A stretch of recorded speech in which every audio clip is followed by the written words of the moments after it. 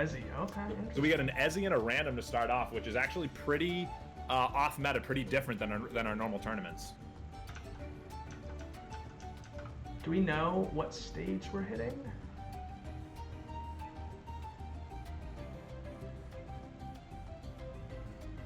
By the way, I'll let you guys take over commentary at this point, and I'll focus on TOing. So let me know if you need anything from me. I will be here.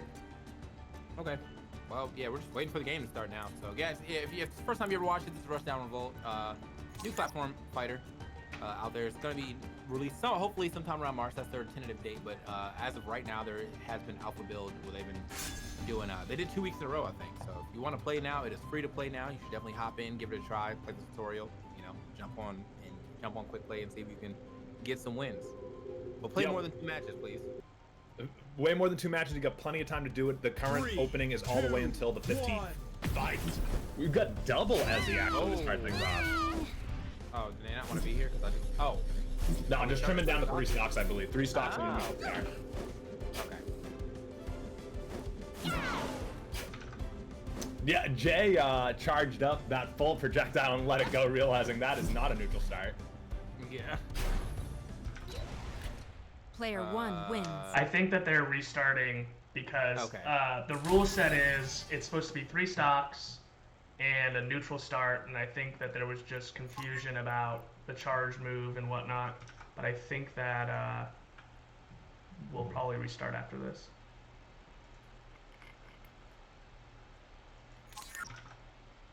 I just said we might get double Ezzy there, but Jay, if he's clicking random, could very well get a different character on this startup. With big facts. Okay.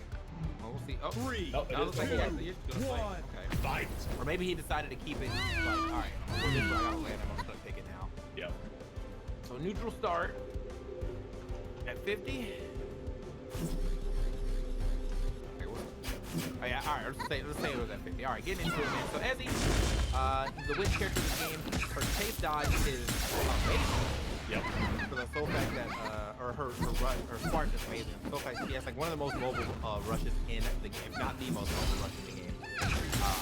As you can see, he's already got the spark or the burst out of Halla. So Halla is already looking in trouble at the beginning of the game. Both players giving each other a lot of room in the middle of the stage, wanting to use those bats or the larger projectile to get hits, and now Jay goes as he falls down to the edge. Easy up air after the floating ability there. Ooh. Oh, wait a minute. We rip. Yeah. Player Not sure 2 what happened wins. there. He wins. Nah. Like, imagine so. But yeah, no. That's the cool thing about Ezzy too is if she hits her special, I'm out the lobby somehow. If she hits her special, it like puts a little glyph on you, and then if you get hit out, you get the freeze. So that way, it's easier for her to follow with, well, most likely up air because up air is godlike. So yeah, I don't really know what just happened to me, but I'm gonna try to hop back in. She's also got her gravity bomb, which she can leave around the stage and give those same properties. So multiple ways to get your opponent in that debuff state.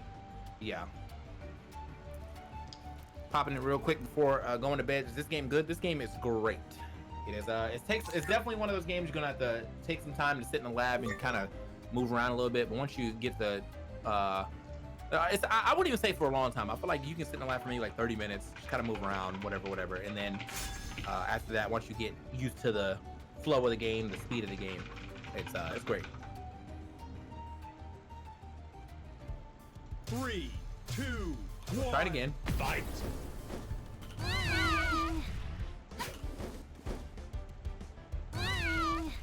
Okay, you did get a stock. That's right. All right, so that's nice.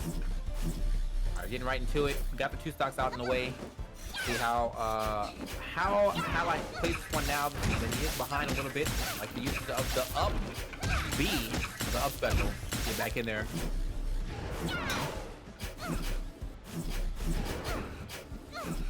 Movement super nice. I like it.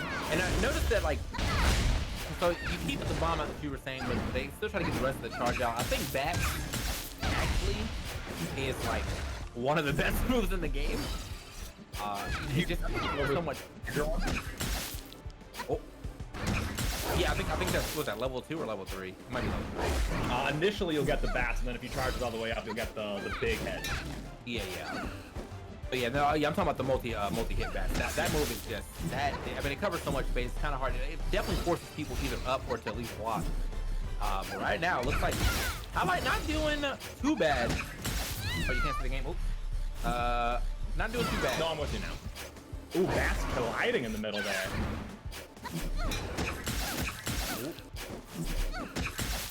Highlight definitely the aggressor right now. Jay on his back foot.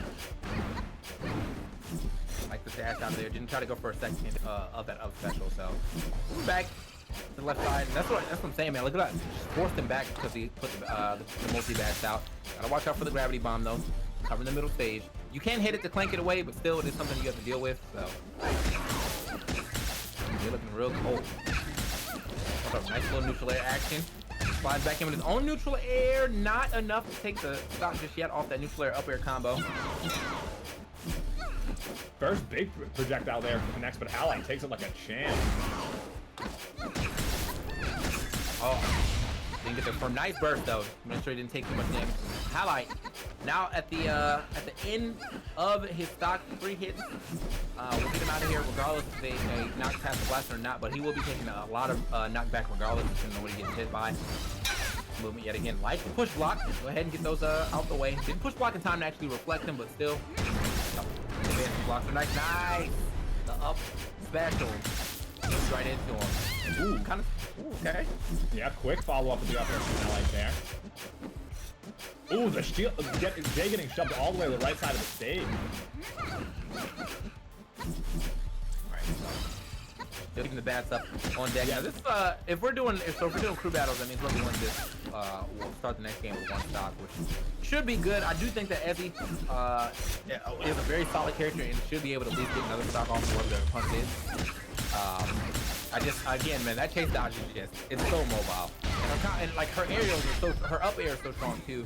So just doing combos that like can build vertically for her, super nice. Jay using those bats nicely to get back to the stage there, forcing Highlight off the edge guard. Oh, I should stop saying Player I think I'm the one wins. that's saying chase dodge, my bad. It's what is that spark? I'm gonna call it spark, it's my bad. Brawlhalla moment.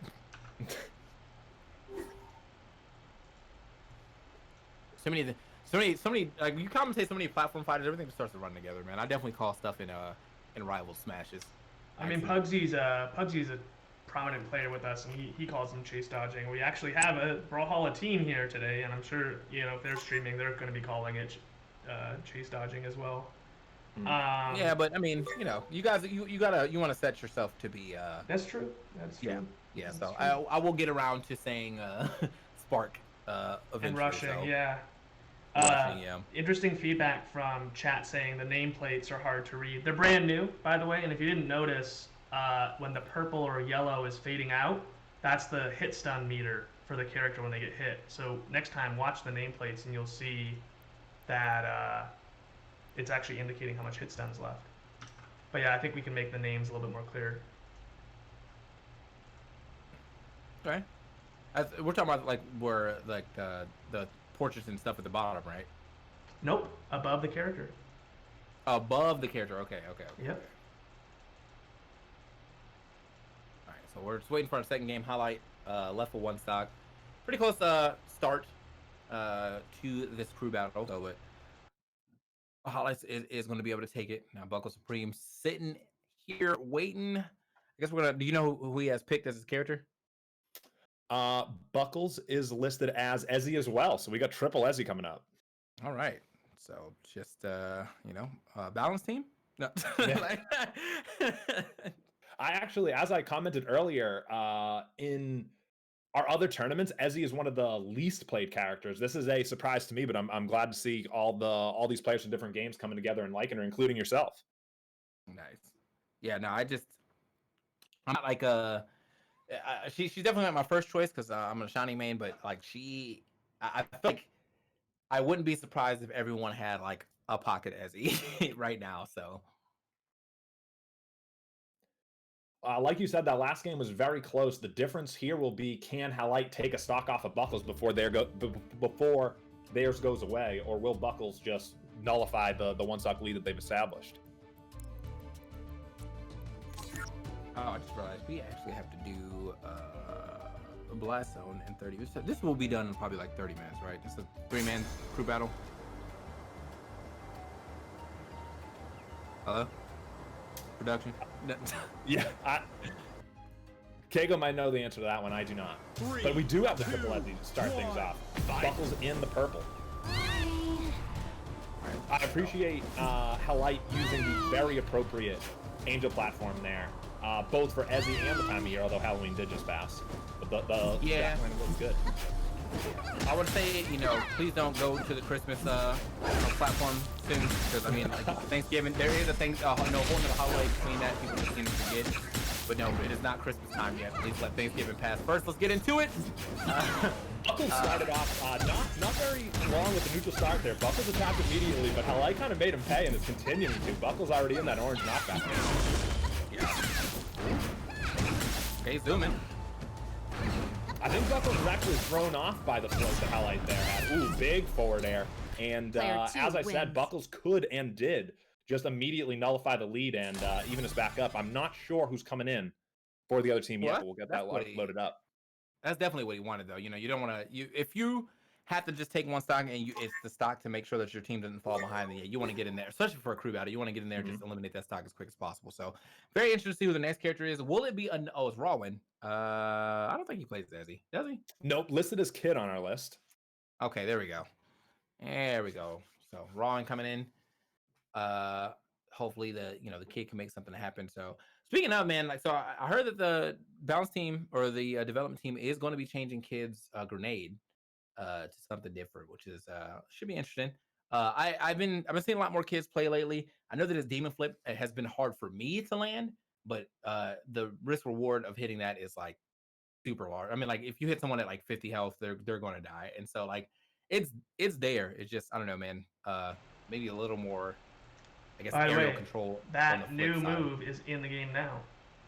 The one that we're watching, yeah, the new flamethrower right there. And Kid's got a fuel gauge, which he burns while he floats, and he has 3 notches that will do different levels of the flamethrower burst.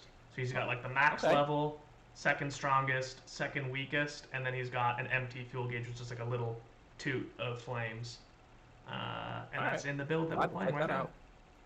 We'll have to check that out after the crew battle is over, if I have a little time between now and Blast Zone. But yeah, and I mean, Kid, to be honest, Kid actually has a really good spark or rush too. I don't even really think about it. Like he does have, he has the jetpack. He gets to kind of like get very mobile with it. So much like Ezzy's. All right, everybody's loaded in.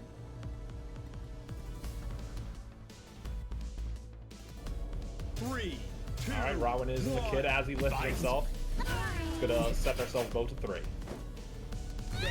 Buckles was ready to go in. You saw him. He was like, "Oh wait, forgot." Yeah. And that is, like he did last match. He just immediately wants to get into it, and here we go. And Rawin just hanging out in the middle of the stage with that shine out, and Buckle just falls right into it. Yeah, I saw the flame. You see the flame thing under his name too. So, I see now. Now I see that thing you're talking about with the nameplate. When they get hit, the nameplate seems to it starts draining, and once it gets down altogether, it's kind of gone. So that's pretty cool. Ooh, great work from Rawin there, using the sparks to keep that combo up in the air. Oh, he almost got it. The demon flipped back in. That would have been super nice. I guess call it the goat flip or something. I don't know. Both players are spending their burst already, and both in that late orange knockback band as well. Big projectile, but slow to follow up. Oh no, here Buckles goes. The double up special. And another, but both times he fakes going toward. He went away from his opponent on the second stage. I was gonna say, unfortunately, right now we definitely have no. Oh, nice up throw. Just gonna go ahead and get him out of there. No burst available for either one of our competitors. So that was just gonna be a straight up fight. The up throw is gonna find its mark. So is the up strike, up attack, if you will. Just gonna go ahead and find its mark as well. Okay, throwing them horns at him. Rawin, maybe a super jump there after the shine would have given him the ability to get that up there just a little bit too low to get the floating Ezzy. Yeah. I like the shield pressure too. So instead of, I mean, in this game with the way that shields work, there's potential to go for like crazy shield pressure cross ups and things like that. But instead, you know, he's hitting that nuclear on the shield and just backing out with that spark. So also notice that he's got the full meter. Yeah, I'm very impressed with ooh, I'm gonna have to, I guess that'll be the caveat to what I'm about to say, but I'm very impressed with Ryland's movement, specifically around that right platform to avoid the bats. Ooh, abusing as you right now, falling off that platform with the forward air twice. Early burst right there on his last shot too. May be a little crazy for that one, but we'll see. And because it is edgy, I feel like wasting your burst early when you start getting combo like this. Oh my god! Yeah, he just ate that whole combo. To your point, that would have been the better time to use it. I feel like when you're playing against Ezzy, sometimes you want to wait until she like gets you to that point where she's about to go for that up air finisher, and that's when you have to try to burst the and get her off of you. Early burst can definitely lead to a bad way. He kind of is right now. Not to say that he can't take the game back. He is behind a little bit. Yeah, here in Rushdown, you're right, and here in Rushdown he absolutely can, even though he isn't that orange knockback band. One good combo to bring it all the way back. Okay. Off stage now, not looking too hot. Ooh, Buckles very, okay. He was excited to jump off stage in edge guard, but quickly Player followed up on stage wins. and took it. Buckles moving on with one stock into the next stage. All right, so yeah, Buckles doing good. Robin not doing too bad. I mean, definitely got to get used to the new kid as well, or at least the new attack on kid. Almost landed that flip though. That would have been a super nice flip. 100% spark rate, something I never have. Good job, guys. Like. Also, thanks for the 5 months, Casey. I'm with you, TK, on that. You know, I'm not getting A's and B's on my spark rates right now. Got to work on it. Yeah, I'm getting relatively close. I'm getting like it's like an 85% type. You said so. This game looks like melee movement wise, but mechanically don't really understand it. All right, well it's easy to explain. In this game, every hit can be canceled basically. So it doesn't matter if it's on shield. It doesn't matter if it's a full hit or not. And so that's how you combo in this game. You get your hit, you cancel. It's called a spark, and you spark, and you rush at your opponent, rush away from your opponent, depending on what you need to do. And that's like the basis of the game. Every hit can be canceled, and so therefore your combos can be super long. And because of that, they gave you a 1 combo break option every stock. That's called a burst. And you want to use that like at the right time, because if you burst too early, if you burst too late, or it gets baited, then you're just in a really bad spot to get combo to death. There is a life bar at the bottom. There's damage thresholds, and so you take the same amount of knockback for each damage threshold, and then if you get to the point where your life bar is gone, then you have 3 hits left before you just die to whatever hit is hit anyway. And yeah, that's literally the basis of the game. Damn, TK, well done. Can we get a clip of that?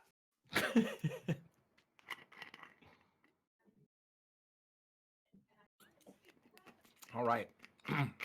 So yeah, we're just waiting for our what? It's 3-on-3, right? That's what we're doing.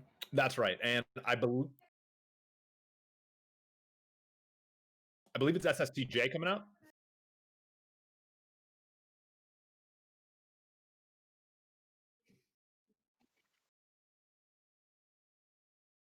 Yeah, I have to go at 7. If you guys are still on after, because Harvey's or Blastone is only for an hour, so if you guys are still on at 8, I can just come back.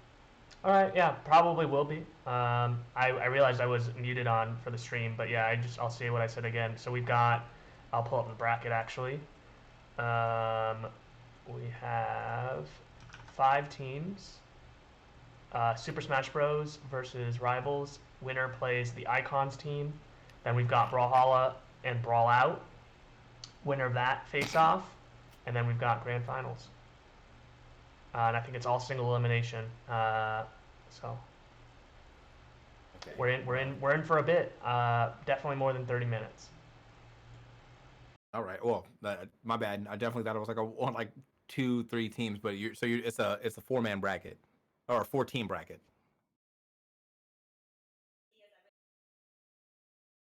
It's a 5-team bracket, yeah, but yeah, basically. 5-team bracket, okay.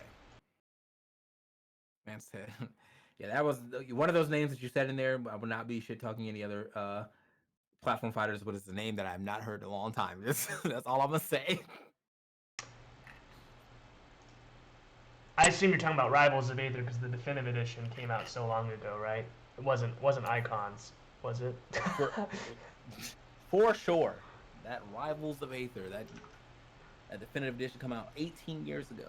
I even with the definitive edition coming out, I've still been playing Workshop though, because I don't know. I just like seeing. I think Workshop or any type of mods in games where people like really spend their time to like hone their skills on that is like really sick. You know what I'm saying? So I mean, I love Rivals in general, but like just seeing what the Workshop characters can do in comparison to the regular Rival characters, and make sure they're not like busted or anything. I don't play any of the busted stuff. I just play like the Rivals like extended universe stuff. So yeah. All right, so next up on stream we have team. Where was the bracket again? Brawlout versus Brawlhalla on stream. Battle of the Brawls. Let's get it. Well, we still have one more match left in this one though. Do we? I believe so. Crazy? I believe one more Smash. Oh yeah, no, you're right. You're right. You're right. You're right. You're right. Yeah, I think in this game I wouldn't worry too much about mod support. I think mod support is one of the things that comes back later. Like once you've kind of like fleshed out your game and it's like at a really good spot where like it's basically a complete game, then that's when you can be like, all right, bro, Workshop time. But you know, for the time being, I think let's get the game to a good base before trying to let everybody, rock with it. I can only imagine the things that our community would come up with when one day comes. I mean, the first thing is, there's no way they're not going to try to put Fox and Falco in this game. That's like the first. Every time a Workshop happens, everyone's like, "How do I get Melee back into my game?" Like, all right.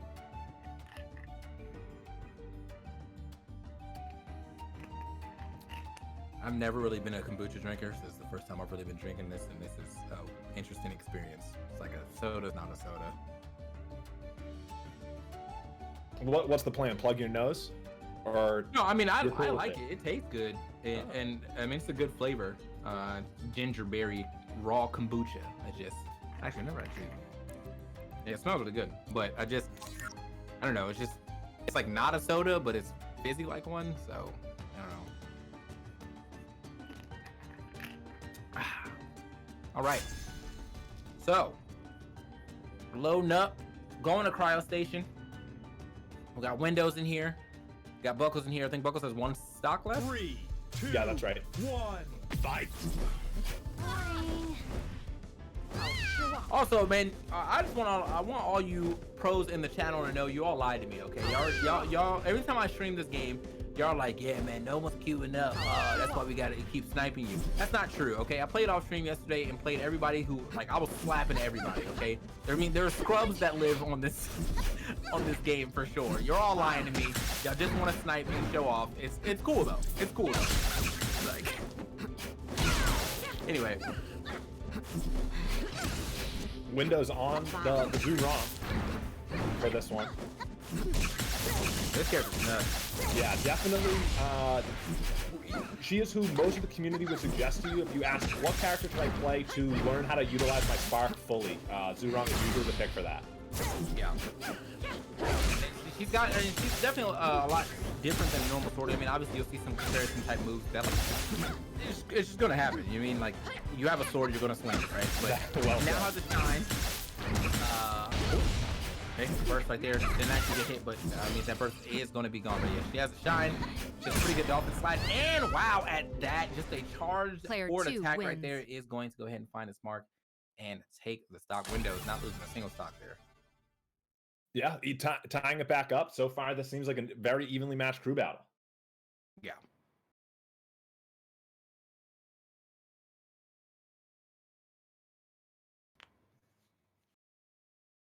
All right.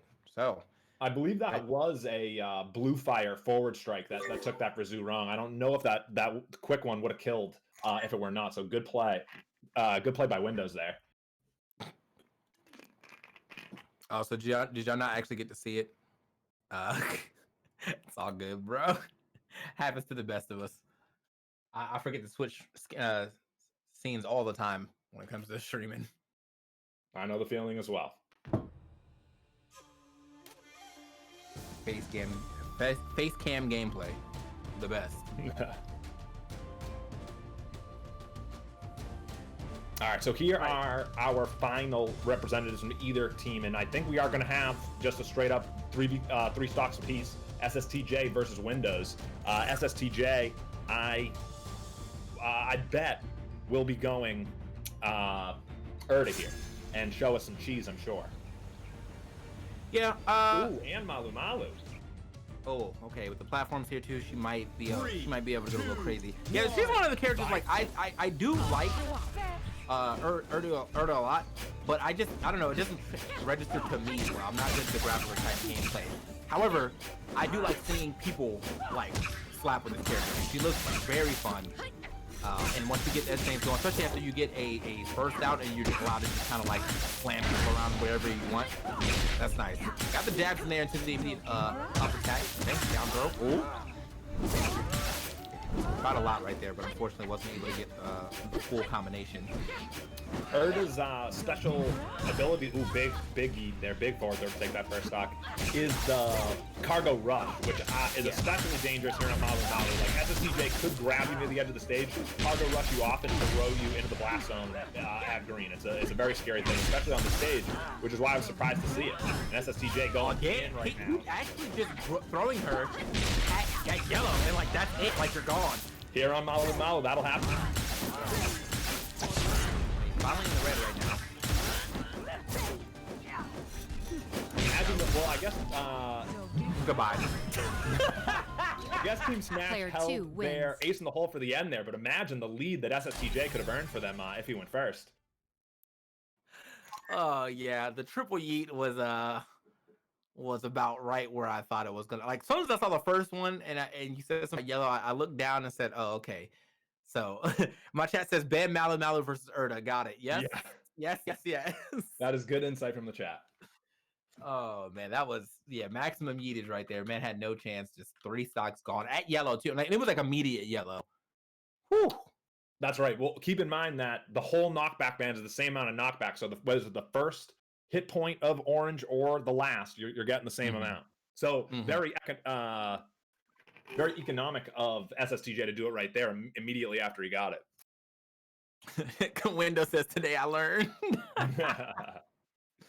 It happens to the best of us, man. You know, sometimes you get blindsided by some things. Like, all right, well now it's like the first time someone played Incineroar on WarioWare. They were like, wait, I just died at 40. All right, this stage needs to be banned. That's basically what we just saw there, except without getting the side B, it was just 4 throws. Get him out of here.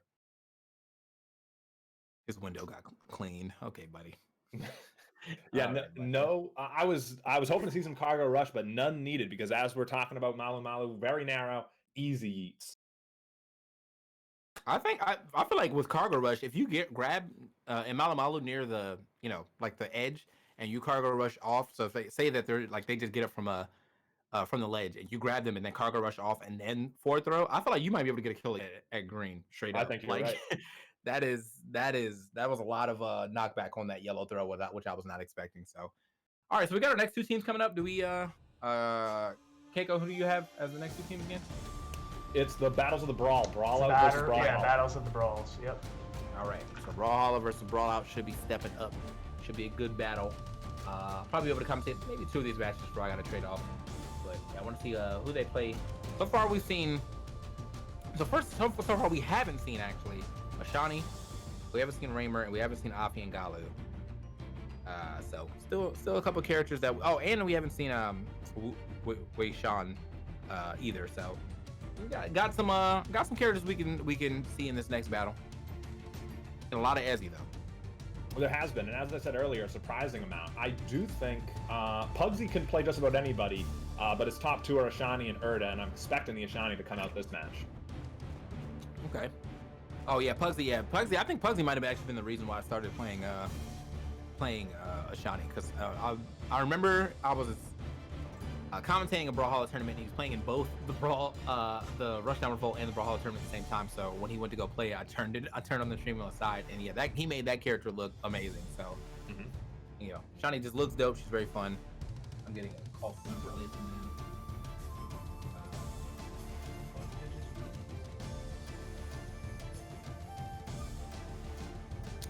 Pugsy actually has himself listed as random on here, so we could see just about anything. All right, let's go, Pugsy. So we got Brawlout in the chat saying, let's go Brawlout team. So, fortunately, though, if they're sending in Pugsy first, like, and Pugsy, he's been winning a decent amount of the tournaments, too. Oh, yeah. Okay. He's got his stream titled #1 Rushdown player, and nobody can fault him for that. That's fact.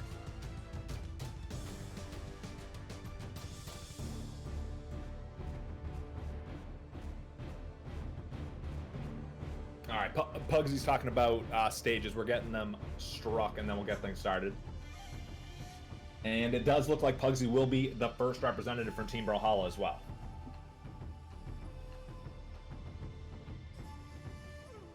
So who else is on Team Brawlhalla? Because I didn't know how many players were even playing this game from that. I mean, I did say they were going to take over. I played photo a little bit today, and a couple other people from the Brawlhalla team. Good time. But yeah, I don't know who else is on the team right now. We got Pugsy, Egg Soup, and Pie-Core.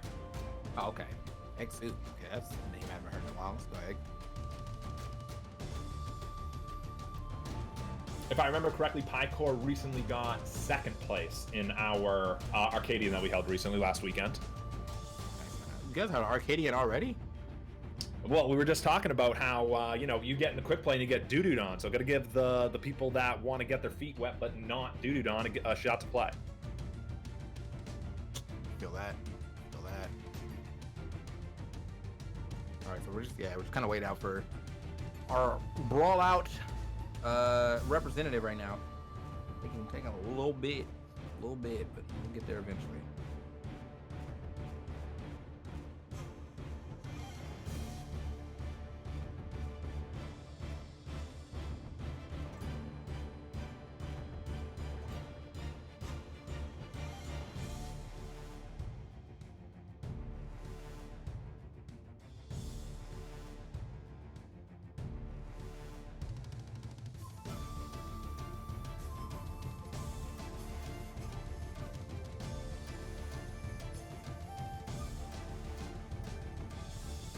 If Brawlout can't be here, so we've got, I believe it would be Connor, C-O-N-R, who beat the crap out of me before the stream on Quick Play, so I'm excited to see him.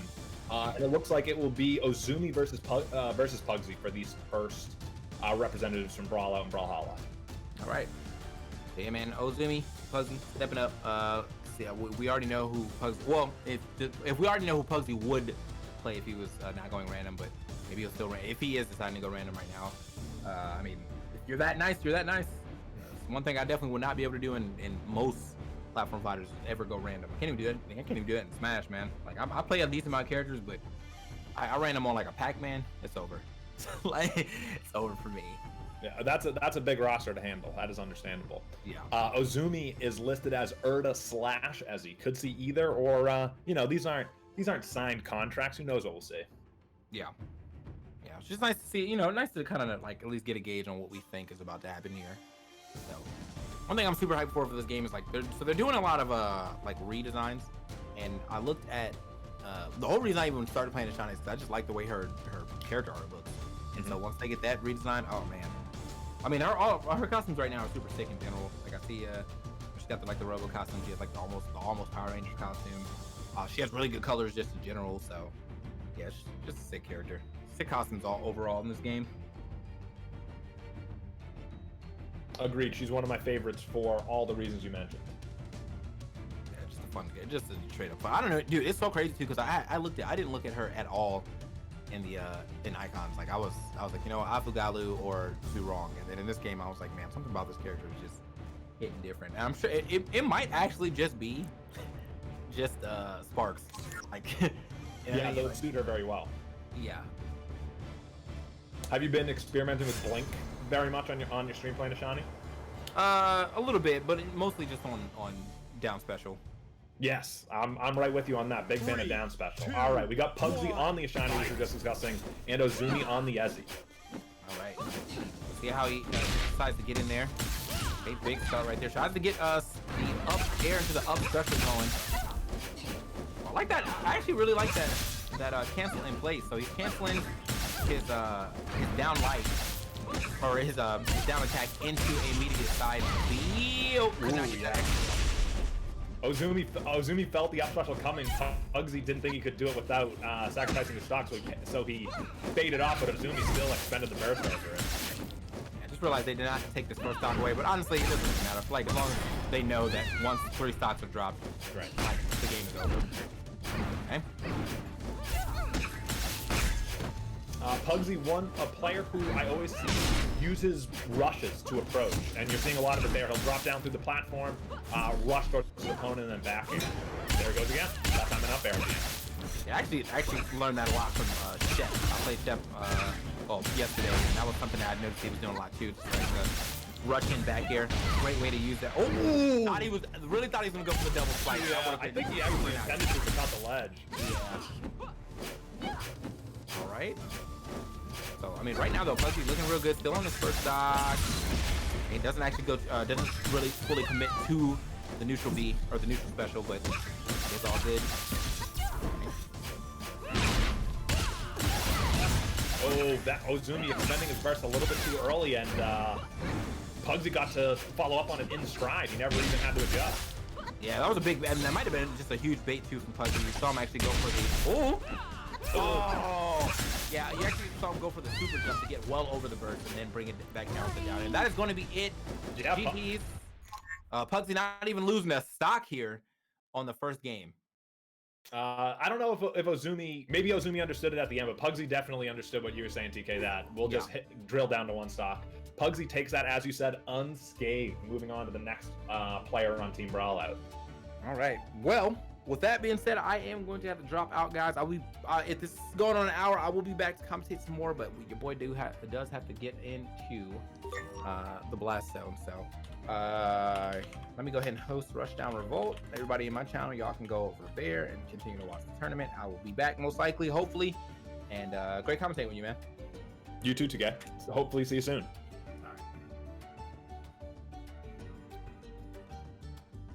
All right, I'm back on the mic, but happy for you to try solo if you want.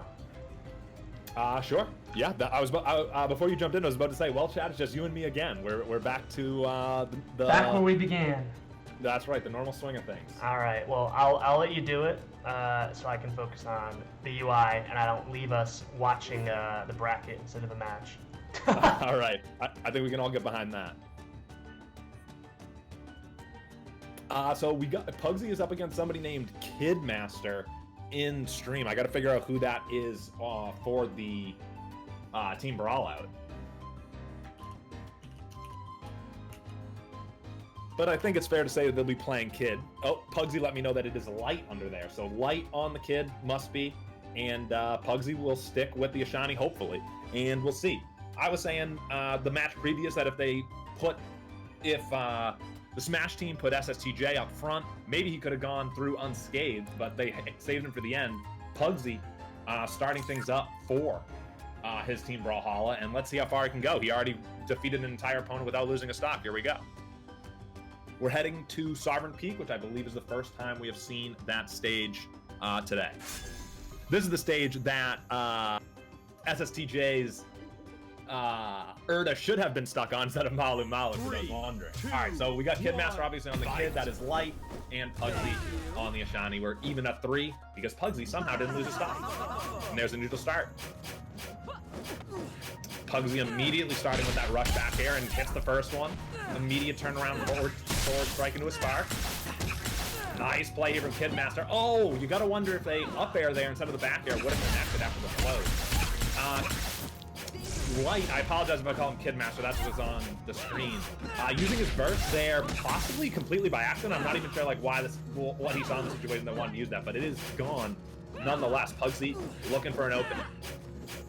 I interviewed Pugsy after a recent win of a tournament. He explained, as he got a double down air there, what he thinks about neutral and how he's constantly overshooting up there to take that first stop. Pugsy looking strong. And I found it very helpful to think about where's my opponent going to be, not where they are currently to throw out this move. I know it may sound remedial to many of you, but I really appreciated Pugsy saying that, and I've implemented in my own game. Pugsy with a nice forward strike, turnaround forward strike, and a Shani special.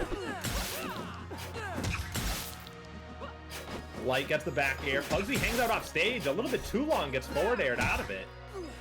Oh, Pugsy hitting the shield of Kidmaster, following up the stage, down air and a bounce, forward air, up air, can he finish it? Yes, Spark into the up special. Pugsy looking very strong right now. He only needs to take one more stock to get through another opponent unscathed. Yeah, Pugsy, double forward tilt down special there from him. I love the down special, a move that we see far too rarely with the Ashanis, if you ask me. Burst there from Kidmaster, light to get Pugsy off them, but Pugsy just shoves him off stage, down air, and quickly dispatches Light as well. Pugsy gets through two teammates, two team members of Team Brawlout without losing a single stock. He's moving on to face... I believe this will be Connor to represent Team Brawlout in the final, for the final person.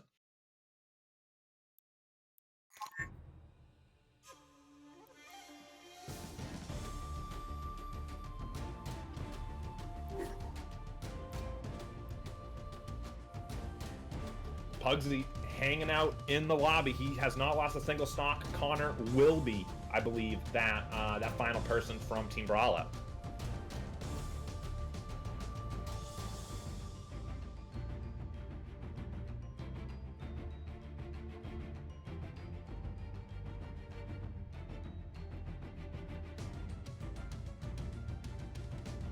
Brawlout in the chat. Happy to have you, Brawlout. And rooting on Connor, which is very understandable, representing Brawlout. As I said a moment ago, Connor and I played quick play before the stream today, and he beat my sorry butt in an Ashani Ditto, so I'm looking forward to seeing them play here.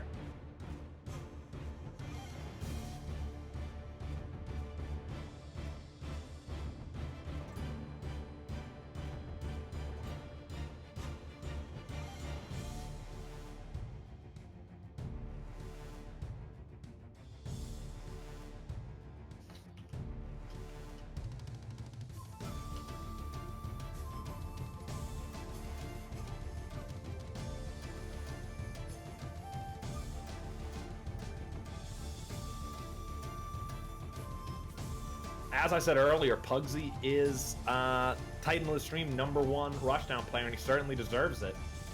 He could very well get through this without losing a stock. He's already done it twice. Everything's reset.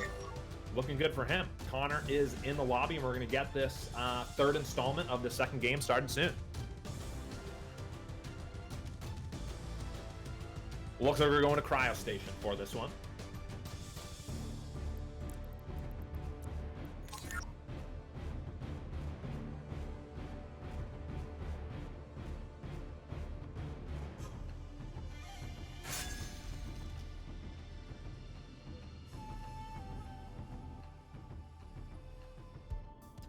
All right, we've got the Ashani Ditto, Connor in the white, Pugsy in the black and silver. Getting their neutral start, and here we go. Ooh, Connor, very reminiscent of our quick play games, immediately dives over the down air. Pugsy eats it, and then starts a combo of their own. Connor responds very fast. Look at him go. All right. Nice spacing there. Nice wait for Pugsy. Get that up strike in. Ooh, just whipping that up air. Nice down tilt to catch Pugsy as he dripped below the ledge there by Connor, but Pugsy is able to recover. Super jump off the platform into the up air, and Pugsy draws first blood. Rush back air into the double forward strike and a down strike. Pugsy immediately gets Connor into the orange, but Connor's having a nice combo of his own right now. Puts his neutral special in the wrong direction. Down air, bounces Connor off the stage, but he immediately bursts away. Pugsy, using all of his recovery options to get back in, is able to. Up air, super jump, down air, bounce off the platform, but no follow-up. Rush back air turns into a clash for Pugsy and Connor there. Connor with the forward strike, turn around forward strike again, while Pugsy's been pulling off on him and finishing off the stock. Pugsy finally gets the stock taken off of him after facing off against 3 different opponents. Connor with only 2 health though on that second stock, and there it is, up special through Connor trying to recover from ledge, and that's it. Pugsy, fearless, doesn't even, well, he did wait for the invincibility wear off, but Connor was attacking him immediately, and he retaliated. Pugsy using his burst there to get the combo to end. Rush back air, but Connor very wise to just stand where he was, not take the bait and dive forward. Nice! Wow, very good spark there by Connor. Allowing himself to float that far to the right to get the up special follow-up. Really good play by him, and we're even at 1 stock apiece.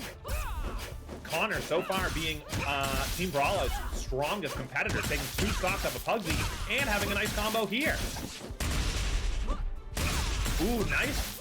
Connor floated away from the stage. Pugsy and I believe everyone else expected him to come back to stage after snapping himself off.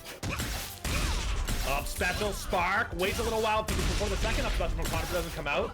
Back air, and then Pugsy got super aggressive trying to get the up air in the magnifying glasses. We're even at 1 stock apiece, and both in the orange knockback band, 38 and 36. Rush back air for Pugsy as Connor stays in place with the side special. Both players in the red knockback band. Up special from Connor won't quite do it. Neutral special from Pugsy to get himself in the middle of the stage. Down tilt. Up special, I believe, from Connor will take the entire game. Good play by Connor. That said, what an upset! What an upset! I was expecting good plays from Connor. Like I said, I played him earlier, but to beat Pugsy in a straight up 3-stock game, tremendous play. He's got an updated stream title now. Connor taking the crown there. That said, Connor is down to his last stock, and Team Brawlhalla has 2 full players to try to take it from him. So Team Brawlhalla still in a tremendous spot, but wow, what a play from Connor, coming in hot for Team Brawlout there, pulling off the upset.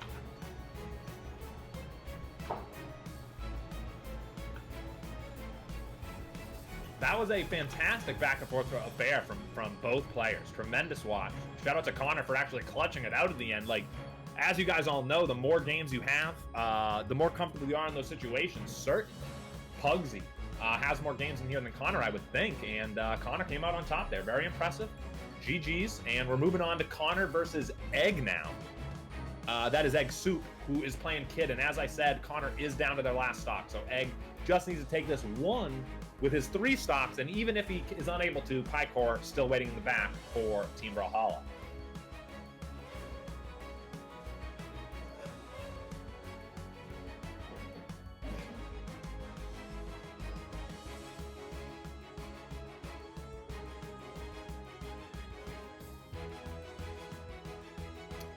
Windows in the chat saying, respect to Connor, I was all in for the 9-0 for Pug. I actually thought the same thing, Windows, 100%.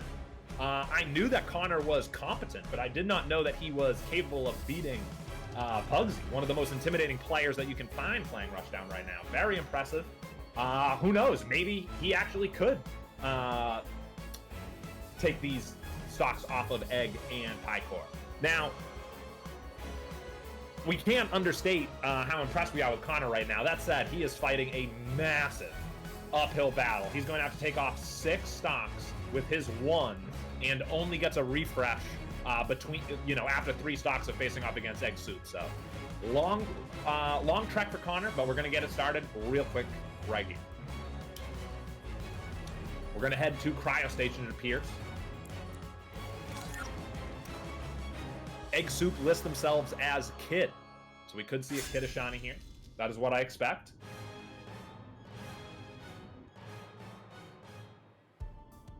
And that is what I get. Ooh, Egg in that NASA Kid. I love it. Thank you. All right.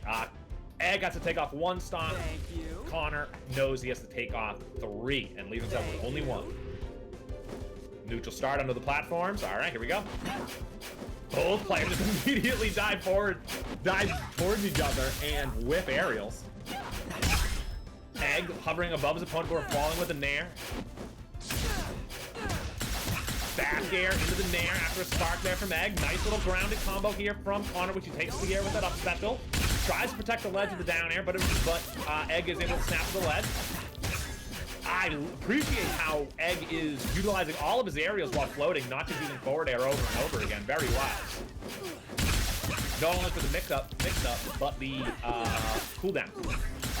Forward air. Oh, and Connor saw he was going to get forward aired again and used first. And then, while they're both hung up in the air, gets the up air. Connor draws first blood, but Egg immediately just shine cancels him down to 2. Down strike, up strike. Ooh, look at Connor go. Forward air. Egg is off stage. Oh my god. Connor really could do this. He's at too big of a deficit. But no, Egg gets the Nair Player up two air, wins. takes the stock, and that will be it for the game. Team Brawlhalla on the back of Pugsy takes that one easily, not even having to use their third player.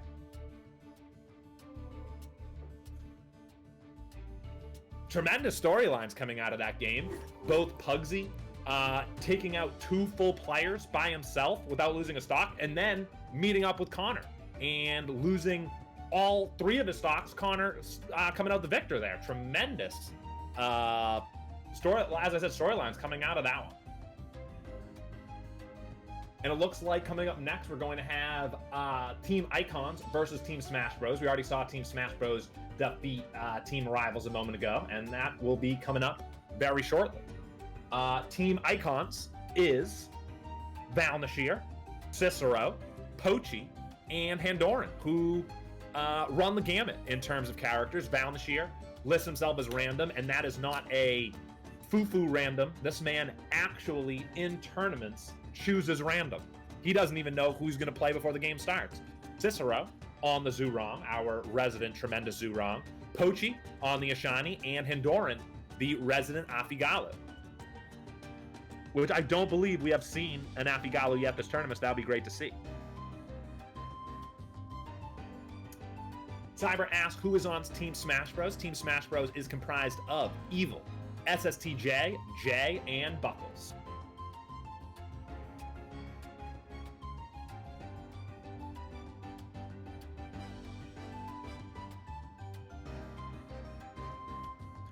The reason I'm saying 4 names and we are seeing 3 compete is because each team does have an alternate, and I believe they are also able to mix and match who is playing in each game depending on what they would like, character matchups, things like that.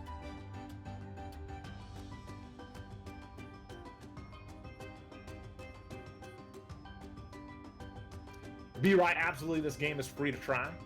We got links actually right up in the chat. Grab it for free on Steam right now. Give it a shot. It will be well worth your time. It appears that the first iteration of this game will be Evil representing Team Smash and Pochi representing Team Icons.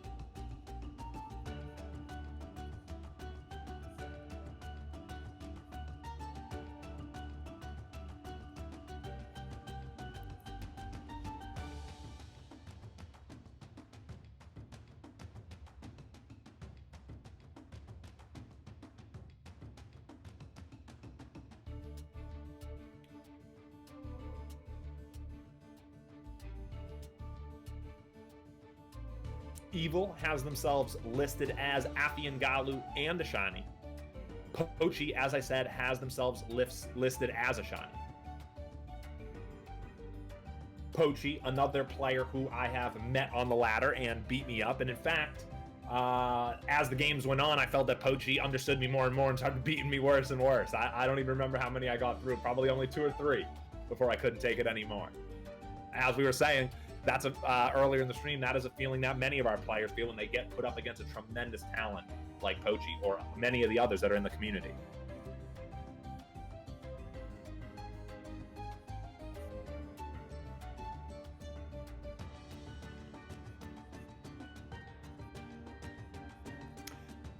Evil letting me know that they will be on the Afigalu, not the Ashani, for this. So I am expecting Afigalu versus Ashani for this one, as Pochi, I am confident, will be Ashani.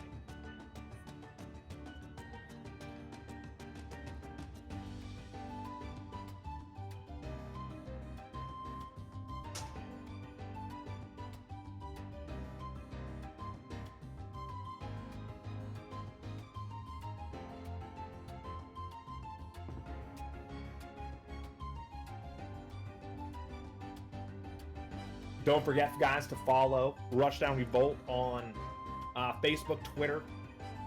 Join the Discord. Get involved. This game, as we were saying earlier, is like all games, is more fun with friends. We have lobbies going on all the time. So get involved with the community. This game, as I said, will be well worth your time. If you're here right now, you already know that.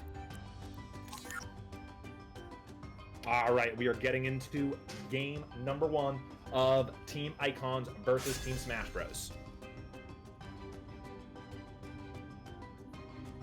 I'm sad we're not gonna see Brawlout versus Rivals of Aether. We're not gonna get any losers bracket on stream, but be interesting to see how that match turns out.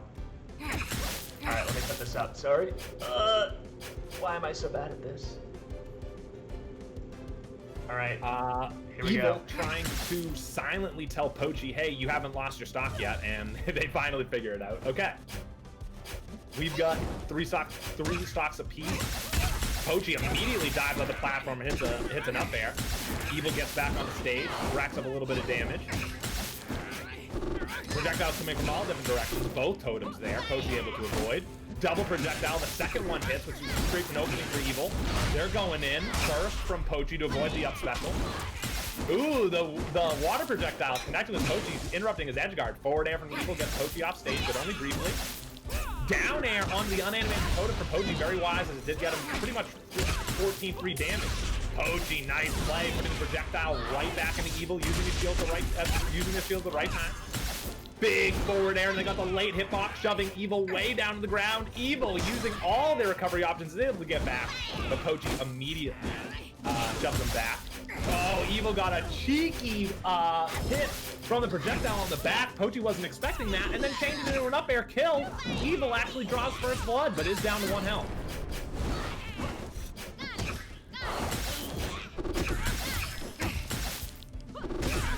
Evil's got Pochi off stage. Oh! What a play from Evil. What follow-ups. Pochi gets down aired, bursts away. Evil waits it out and down airs again. That nets Evil a 1-stock lead. They're looking super strong right now. Forward strike for Pochi, but then they get out. Down air, whipping, I believe was a grab attempt. Back air from Evil, but missing the tech chase. Projectile coming a long way there, but Evil's animated totem intercepting it before it reaches Pochi. The roll back gets away from the Pochi knee. Back air connects, but the down air does not from Pochi. Nice play from Pochi there, sending both projectiles back. The up special stuffed by Evil's burst. And a burst from Pochi. Stuffed up air from Evil. Forward strike, down air. Is that enough? No. Triple jab. Gets another down air. Does Pochi, and that is enough. This is a tremendous game from both players. Evil, can he finish it right here? No, not quite. Up air, still won't do it. But a third. The unrelenting pressure from Evil takes the game. That was a really back and forth game. I thought that Pochi had the edge to start. Evil came back super strong. Then the double dip down air from Evil, I really do believe, was the difference maker that gave them a lead that Pochi just could not overcome. Evil, with a tremendous clutch plays, comes out on top and has 1 stock, moving in to his second opponent in this game versus Team Icons.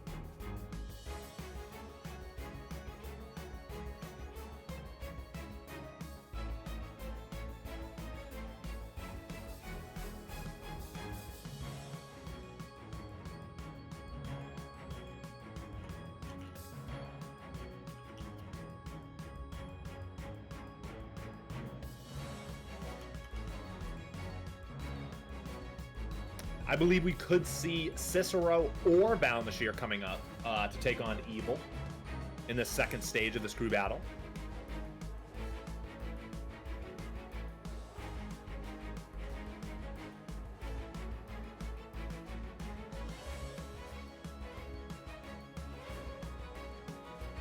It will be Cicero coming up to bat versus Evil. Cicero on the Zurong, presumably.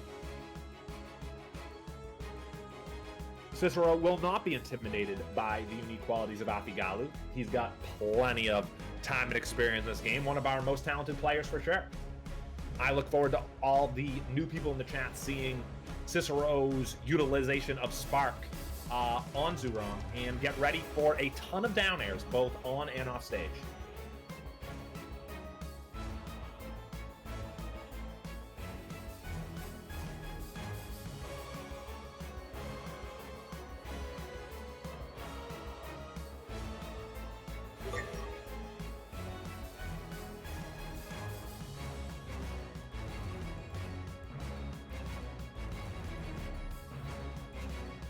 Ollie Wonder brings up a strong point in the chat. This Icons team is full of tremendous Rushdown Revolt players. Valnashir, Cicero, Pochi, and Handoran all know what they are doing. These are very experienced players, possibly more so than many other teams. That said, other teams do have representatives who have plenty of hours in this game as well. All right, we're just trimming off stocks. Evil understands that they need to take off all but one. Those hollows coming out, those hollows give you a lot of creativity, a great way to taunt. All right, starting things off, Evil sends out 2 projectiles, Cicero avoids them and immediately goes in, and you immediately see those down airs I was referring to. Ooh, the projectiles act right under Cicero. He had all but no choice but to get hit by one, and he does. Water projectile is avoided from Cicero. Cicero actually throws his own projectile, but very close to Evil already, so you did not see much of it. Evil dipping super low. And playing very slow as Evil. Hope gets enough to strike. Tries for another. Now, any way that Evil can take a stock here would be a big win for his team, even if it is a cheesy up air near the top. Up special spark and into another one for Evil there, but the second one isn't able to connect. Forward strike there with a blue wrong for Cicero, which allows him to continue the combo base off. That grabs the ledge, back air from there, and that'll do it. Cicero quickly cleans up Evil, and will be going into the second stage of this game with all 3 of his stocks.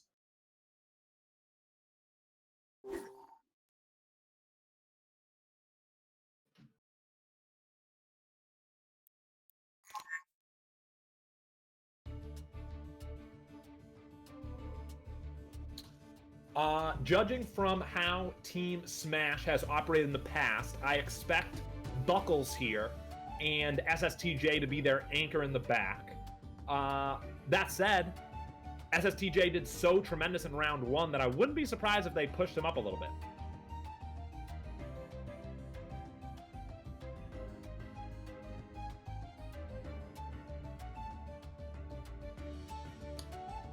Also, I am very confident that Team Icons will not be taking SSTJ's Erda to Malu Malu or any other similarly small stage.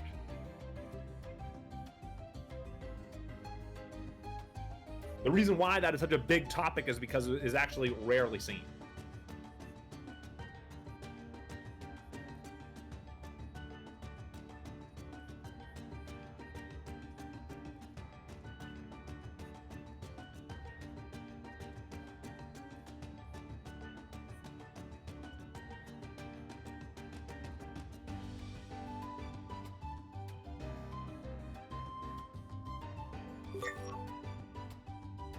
And my prediction, based off how Team Smash has acted in the past, is correct.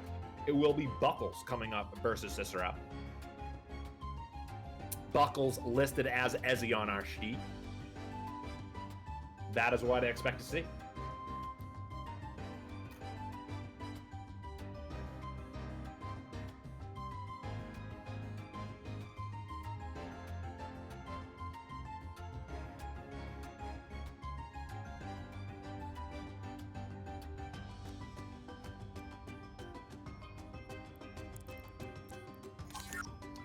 We are going to head to Forbidden Shrine for this one.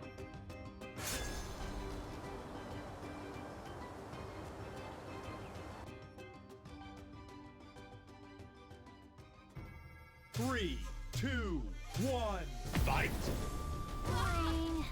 Both players shaving up their stocks, but Cicero has no need to do any more as he did come out of that last game unscathed. Big down air through the platform from Cicero. Sends the projectile. I thought that was going to hit. That was a wise one. Buckles able to avoid it. Back air, up special, and then tries to float back into what I believe is a down air there for Buckles. Uses a moment to read some of his book. Gets the projectile to hit. Oh, Cicero was debuffed, but he just doesn't care and attacks Buckles off the stage, continuing to now. Back air, super jump, big down air from Cicero. I believe Buckles just died with his burst intact. Cicero, I believe, threw his up strike there the incorrect direction. Not the direction he intended, I mean. Nair from Buckles to get Cicero off of him, then a little bit of book time. Suck is buckled. Oh, gets the projectile sent right back to him. And the debuff. Double down air. No. Gets one down air. Does Cicero, but can't get the rebound. Suck from Buckles works. Gets Cicero off stage. And another. Forward air will take it. We're even at 2 stocks apiece. Cicero with the full bar of health. Buckles in the orange knockback band. Down air, up air, sends a projectile, does Cicero. That was a really cool projectile. Really utilizing the upper trajectory. Oh, big down air attempt from Cicero, but it is stuffed from Buckles first. But the up air will take it, and Cicero is up 2 stocks to 1 now. Nair connects for Buckles, he up specials out of it. Trying to read some book, but Cicero gets back to the stage quicker than he expected to get the down strike. Nice spacing and timing there from Buckles to avoid the sword strike and then attack from up stage.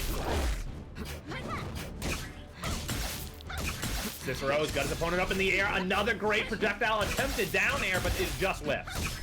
Up air, bursts it away from Buckles. So Cicero just does it again. Up special and tries for another up air, but that one misses.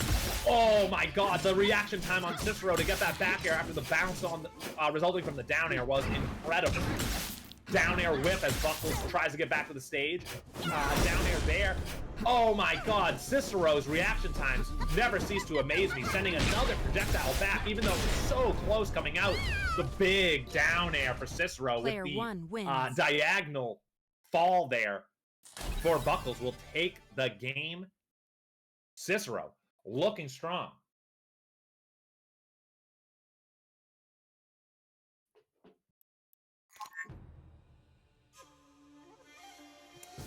Buckle Supreme was able to shave off 1 stock of Cicero's, but only that. Cicero will enter the next game with 2 full stocks. And I believe it will be SSTJ. So here, we really have 2 veterans of the game going at each other. SSTJ versus Cicero. As I've been saying, I expect SSTJ to go Urda. But us to be playing this out on a larger stage.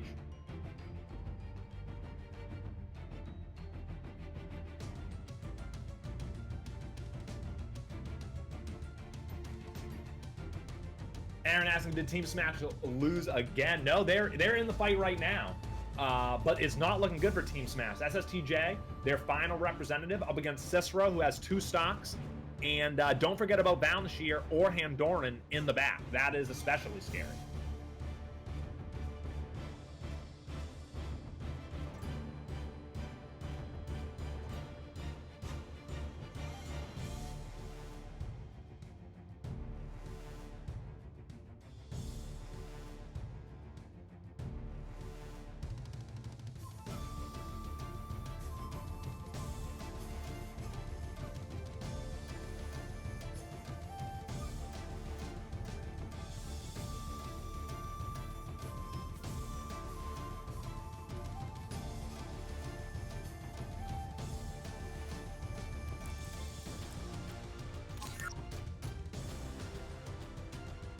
We are going to Shadowbriar for this one. SSTJ versus Cicero. Cicero with 2 stocks, SSTJ with 3, but Valnashir is, or Handor, I believe it is Valnashir, is hanging out in the back, waiting in the wings. Fight!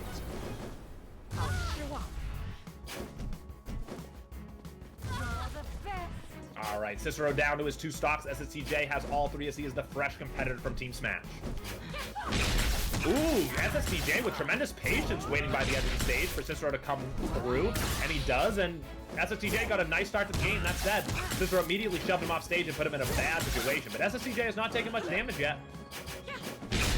Ooh, I think SSTJ is locked in right now, looking really strong. Gets the cargo rush in the other direction, and the back throw. It's not quite enough to kill Cicero. Yeet is enough. Great plays from SSTJ. He's got Cicero down to their final stock. Rising projectile there hurting Cicero, close above his opponent. Gets a couple hits in. SSTJ, good on the shield there, switching to the direction he needed. After pulling it out in the wrong direction.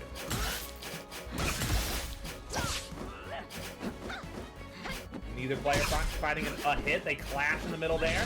Cicero gets a down air, stunning SSTJ, shoving him off stage, but then side specialing all the way off the stage, all the way near the blast zone himself. Down air, pokes SSTJ back off stage, down tilt, gets shielded away from SSTJ, and now he's going in, charging an up air, and that will do it. Player 2 SSTJ, the wins. king of charging aerials. That one, charging his up air to get Cicero into that knockback, into the Nox blast zone with 0 stocks taken. SSTJ filling his role as the anchor of Team Smash very well. But he is up against Val Nashir now. A uphill battle, but both teams are down to their final player and have full stocks.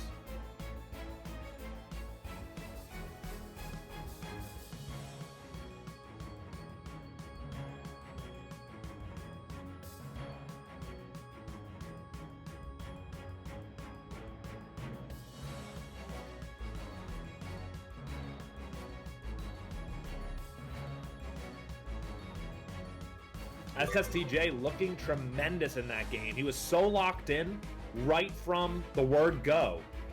He was playing neutral the right way. His combos were very strong. He wasn't playing with his food. He was just getting kills like that up air. He could have done a lot of different things there. He could have done a weaker up air and followed up. Could have tried to get a command grab and then up throw, but the simple thing to do is charge up that up air, get Cicero in the blast zone, and help out his team, which he certainly did.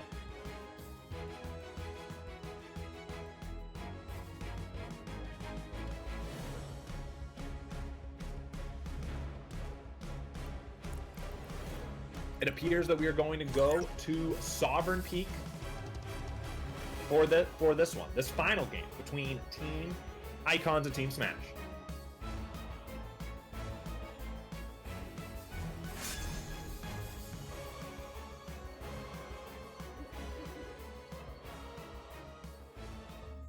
Three, two, one. Val Nashir, as I said earlier, actually goes random. He is on the Wei Shan, and that is our first Wei Shan appearance of the tournament. And here we go. This is just a straight up game of Rushdown. 3 stocks apiece, full bars of health. The winner of this wins for the team. Val Nashir off to an early start, racking up a ton of damage. SSTJ already in the orange knockback band. Ooh, I like that from Val Nashir. He super jumped but didn't attack immediately. He was kind of fading back, hoping to find another opening. He didn't, but the idea was strong. Val Nashir grabbing ledge, shoving his wand down below to try to protect it, but SSTJ is able to recover, but only for a moment as Val Nashir gets a back air to take that first stock while only taking a little bit of damage himself. He bursts out to maintain that big health advantage, but then it is jabbed away. Val Nashir in that orange knockback band, but here on Sovereign Peak. Oh, what a play from SSTJ. The up throw, and then once again, the charged up air put Val Nashir into the blast zone. Nice lariat there for Val Nashir, but he gets back with a vengeance with it up special. What space is SSTJ to avoid the Guandao and get his own back air. Down strike, up air. Oh, he almost got another charged up air kill there. Lariat puts a lot of pressure on Val Nashir. He's off stage now. Comes back with an EX side special. Forward air and strike. Oh, but he gets grabbed out of nowhere, and the yeet gets Val Nashir in the blast zone. SSTJ looking to win this. 14 smash. Racks up more damage, but Val Nashir comes back, gets a forward air of his own. SSTJ in the orange knockback band. Big forward air, whips the second one. Val Nashir gets one of his own in a second. SSTJ hanging out off stage. Val Nashir grabs ledge, forcing him to recover, but the spot dodge back on stage. Then the fall off forward air will take it for SSTJ. Player 1 wins.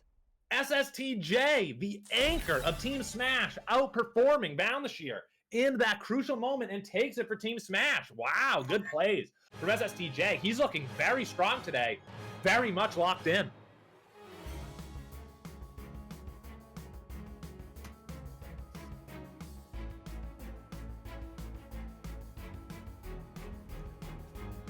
Tremendous plays from SSTJ those entire games.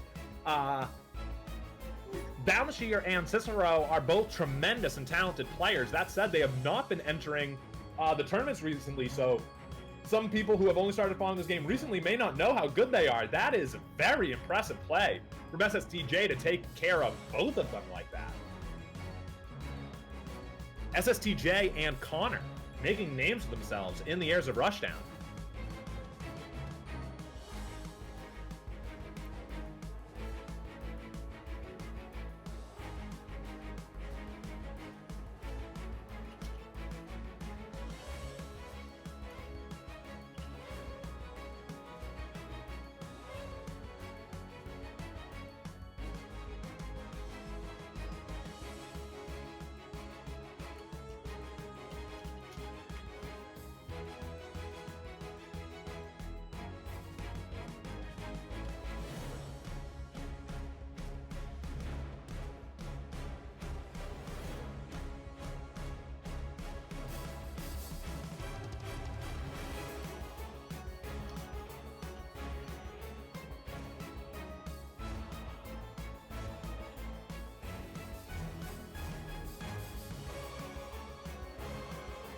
So it will be Team Icons versus Team Brawlhalla.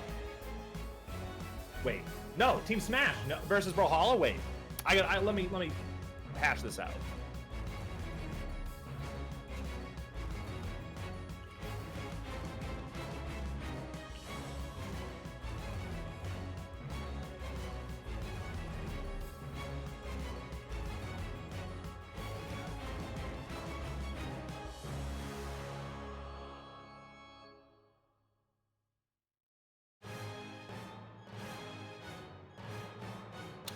Don't worry, stream. We are aware that the bracket was incorrect, as I just commented on. Team Smash, SSTJ, the anchor of Team Smash, taking that one home over Team Icons.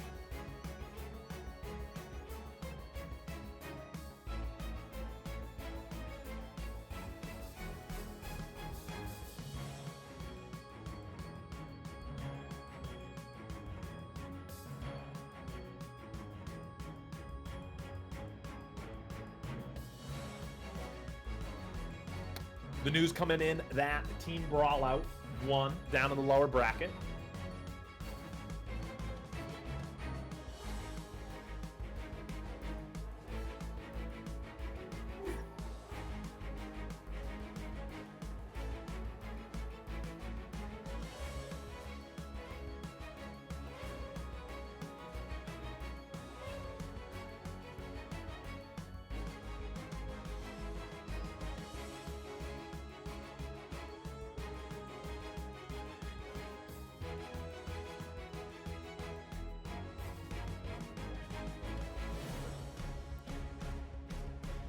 The TO's deciding what we are going to show you guys next on stream. Just give us a moment and we'll get some action up on the screen shortly.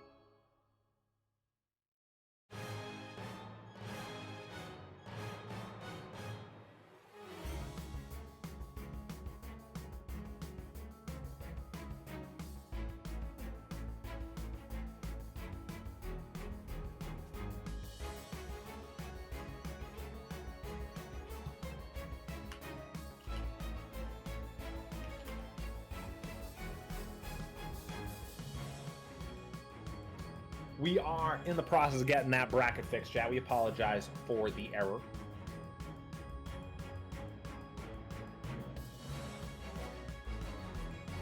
Chieftain feeling a Brawlhalla win. I certainly wouldn't count them out. That is a strong team. Especially with Pugsy. Pugsy and Pycore are two players that I've commentated their matches. I know they are strong.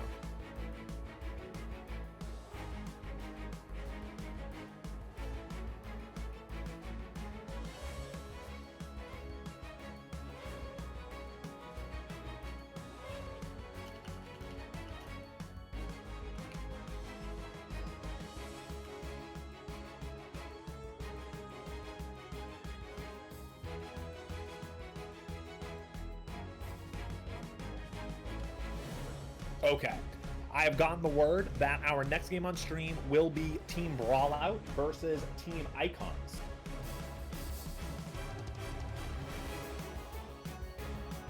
Which is the loser semifinal match.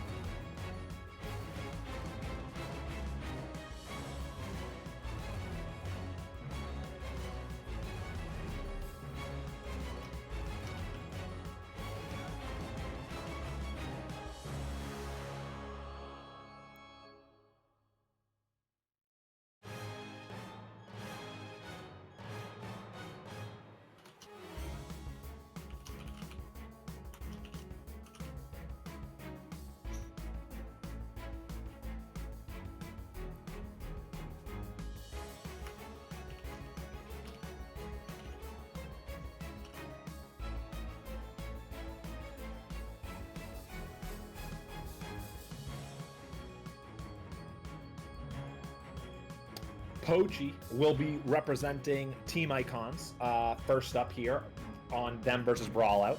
I am not sure yet who Brawlout will be sending in first.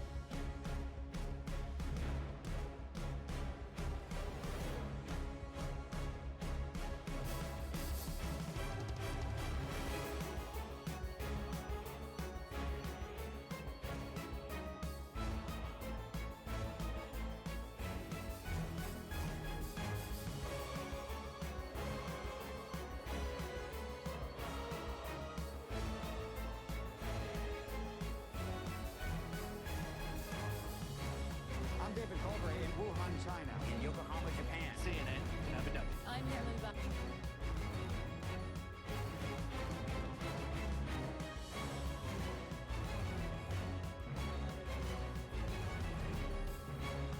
Last time we saw Team Brawlout playing, they kept Connor until the end, and that ended up being a very wise move. I wonder if they'll do it again or if they'll shove him to the front to try to get it to hopefully a lead. That said, Pochi, Cicero, Valashir, those three are no slouches. This will be a uphill battle regardless.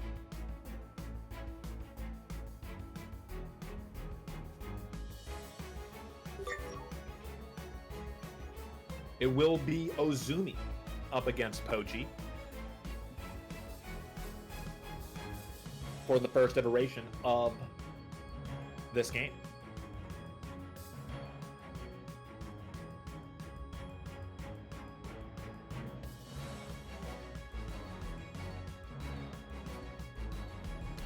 Ozumi have themselves listed as Urda Ezi.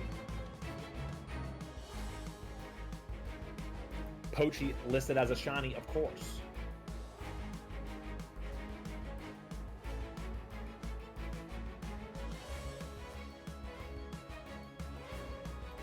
Both players in the lobby, they are striking for stage, and then we'll get going.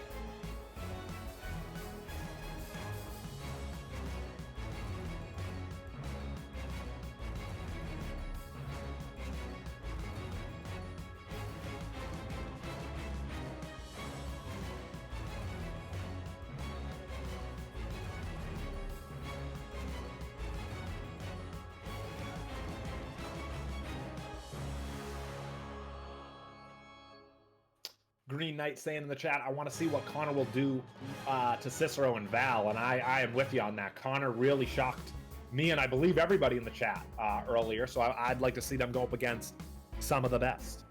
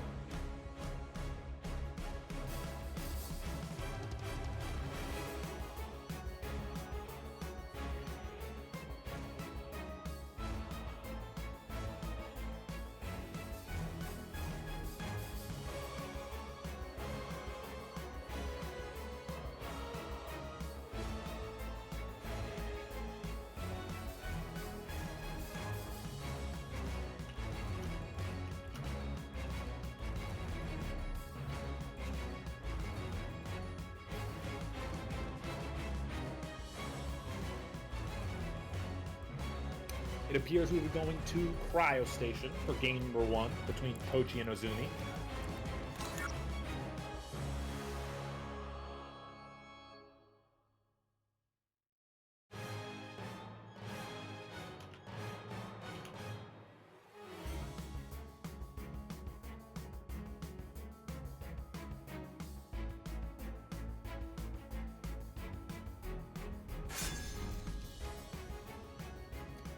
And here we go.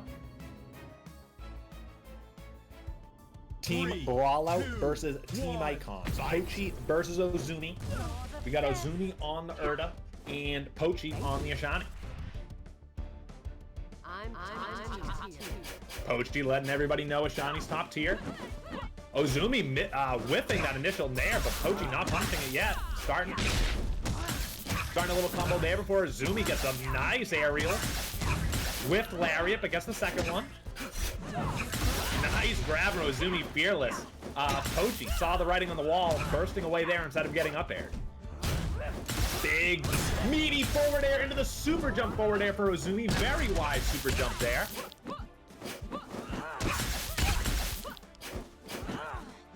Pochi gets a couple hits before Ozumi gets out of the way. Resetting now. Nair into down air for Pochi. Tries to protect the ledge with the aerial up special, but unable to. Ozumi able to grab ledge. Pochi getting grabbed, but able to get out of it relatively unscathed. Up special there. Evens things up at 2 stocks apiece. Ooh, look at Ozumi go. Huge combo utilizing that platform back air to finish it off. Pochi's finally free. Ozumi grabs ledge, forcing Pochi to recover the stage and continues the combo, nearly killing if it were not for the burst from Ozumi. Oh, but Pochi's bringing it back before they put their move. I believe a shield out in the wrong direction, gets grabbed in the back and taken for a ride.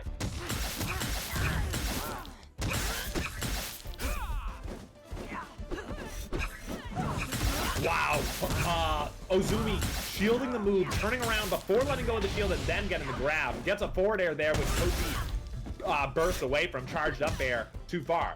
Nair. Pochi staying on the stage there. Having used their jump, they couldn't go out and try again. Oh, Pochi just runs, gets grabbed and back thrown, and Ozumi takes that game relatively cleanly, only losing 1 stock to Pochi. Team Brawlout looking strong. Pochi is very strong competition. Let's see who's coming in next for Team Icons.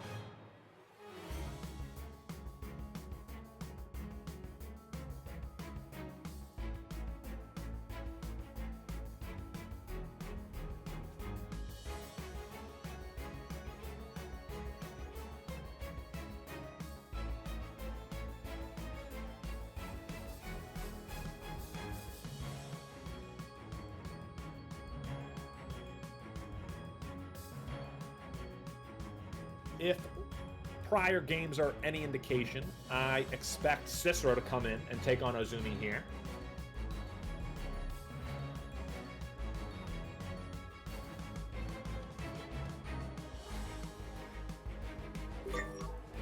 And it will be Cicero indeed.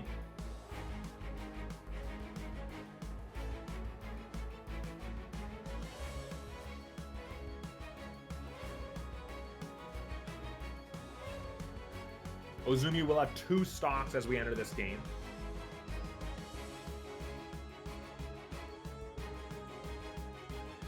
Anything that they can take off of Cicero will be a net positive for Team Brawlout.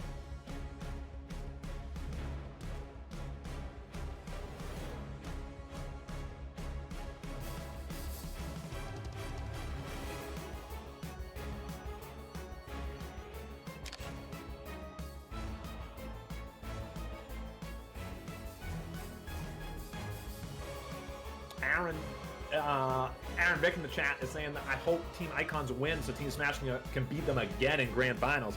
Team Smash is looking very strong. If you asked me before this tournament who would win it, I would say Team Icons, but they are up against it here versus Team Brawlout and have already dropped down to the losers bracket.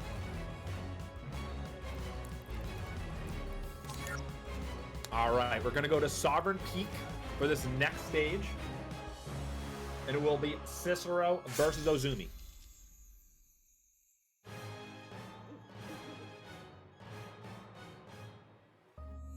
3, 2, 1. Fight. All right, Ozumi's got to take 2 stocks off. Cicero gets to keep 3, and here we go. Oh, Ozumi over-aggressive with the dare whipping, but actually just jabbed out of it. Cicero, though, starting the first real combo of the game. Side specialing off the ledge, trying to shine through Ozumi as they get aggressive.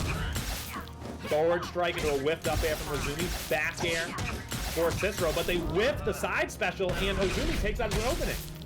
Down air for Cicero as Ozumi comes down to the stage with an up special.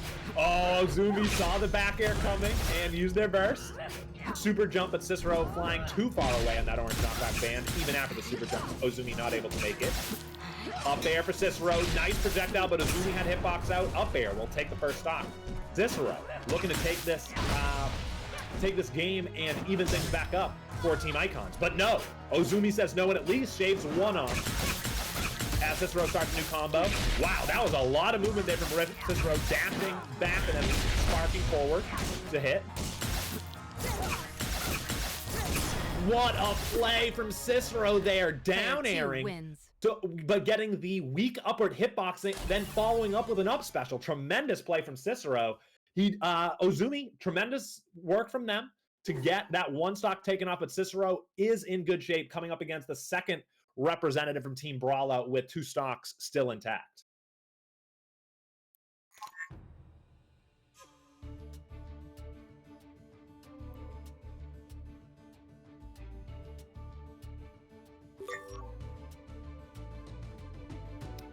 The Kid Master Light tapping in for Team Brawlout here versus Cicero.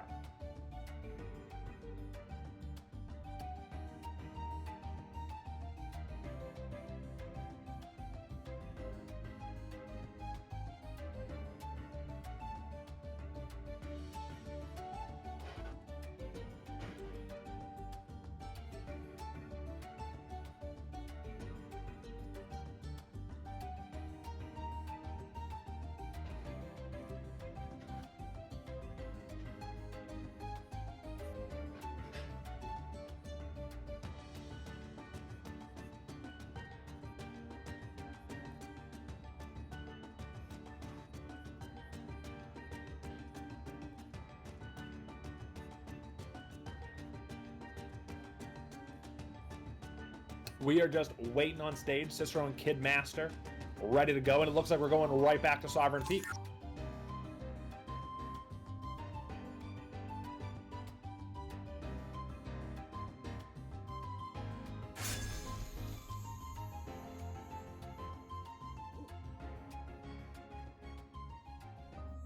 Three, 2, 1. Fight! Thank you. Kid Master. Okay, Kid Master Light is playing under the tag Kid Master right now. I was afraid they were going to take their stock, but they are aware. Going to do a little taunt and a neutral start, and here we go. Nice. Back. Hello. Oh, welcome back, TK. Big down air from Cicero, gets the bounce, but too far off the stage to follow up. Kid comes back.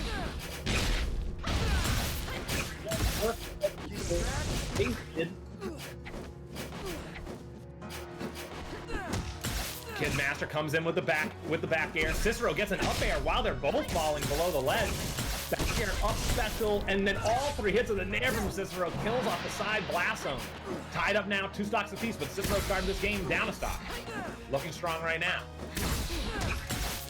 Back air for Kid Master. Ooh, Cicero takes advantage of them being on stage more than Kid Master even did. What a turn! What a table turn from him. The first flamethrower we've seen all day there from Light coming out. Didn't do too much.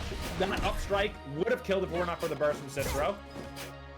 Cicero using all the recovery options to get back and a shine to protect it. Projectile comes out. Kid Master jumps over it. Big back air after the float, taking the stock. Cicero down to their final stock. Light Kid Master still has 2 and is in the green knockback band. Big back air than Cicero, but opts to go back to the stage and use a projectile, but Kid Master coming back with the nair, able to avoid it. Either player able to find anything. Kidmaster gets the forward air approach and goes super deep off stage. Oh, tries for a back throw down air. Oh, up special from Kid, down air from Cicero, and the down air wins out. We're even at 1 stock apiece. Cicero in the orange knockback band. Kidmaster with a full bar of health, avoiding that projectile narrowly, getting a grab and a back throw.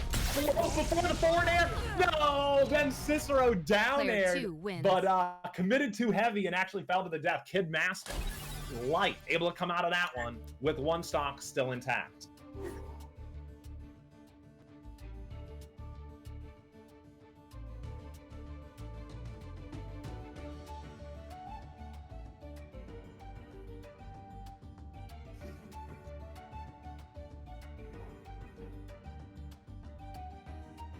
Welcome back, TK. While you were gone, we had what I believe is an upset. Team Smash overtaking Team Icon.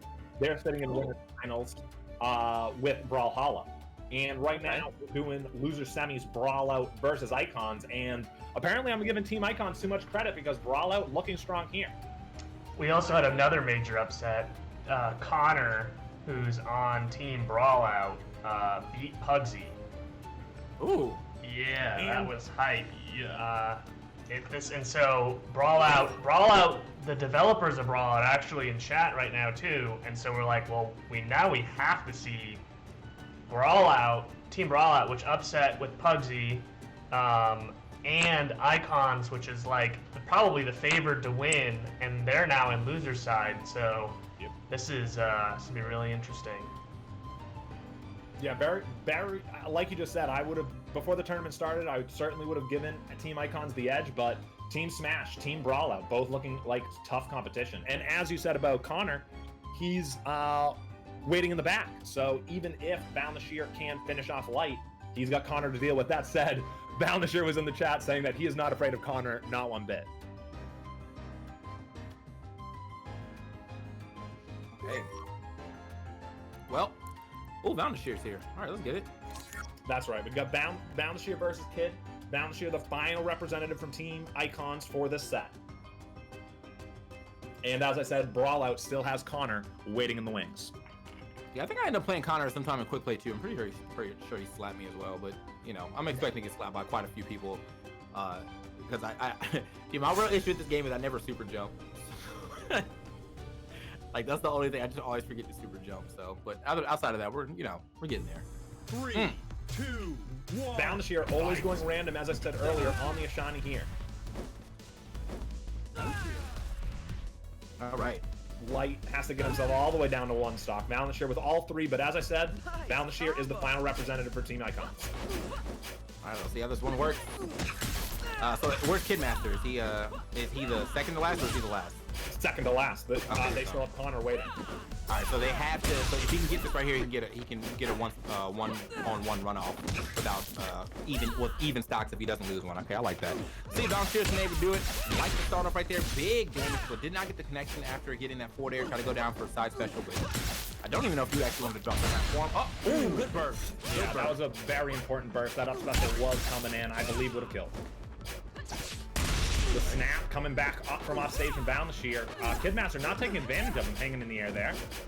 Definitely a really easy. Oh, got him. The super jump you just mentioned. Yeah, Player paying 2 dividends wins. for Brawlhalla there. Super jump up air. Enough for him to take it cleanly. So we will be going into 3 stocks apiece. Brawlhalla versus Connor. Man, imagine super jumping. Nice. Must be nice. So, either way, good stuff, man. The one thing I definitely like seeing when it comes to this game is I do like to watch a lot of people play the character that I'm trying to play, because obviously I can learn things on my own, but it's easier to learn from someone who is doing better than me. To be like, okay, this is a good move to poke with. This is a good move to do this stuff with. Brawlhalla really just showed up right there. Easy combos that he was able to get. Got that 1 stock immediately, and now he's going to be going up against Connor. Is this going to be a shiny Ditto according to the screen? Yeah, I do believe it. Well, actually, no. Connor will certainly be on a shiny. Brawlhalla is actually choosing random on the character select screen, so not even he knows who he'll be coming out with.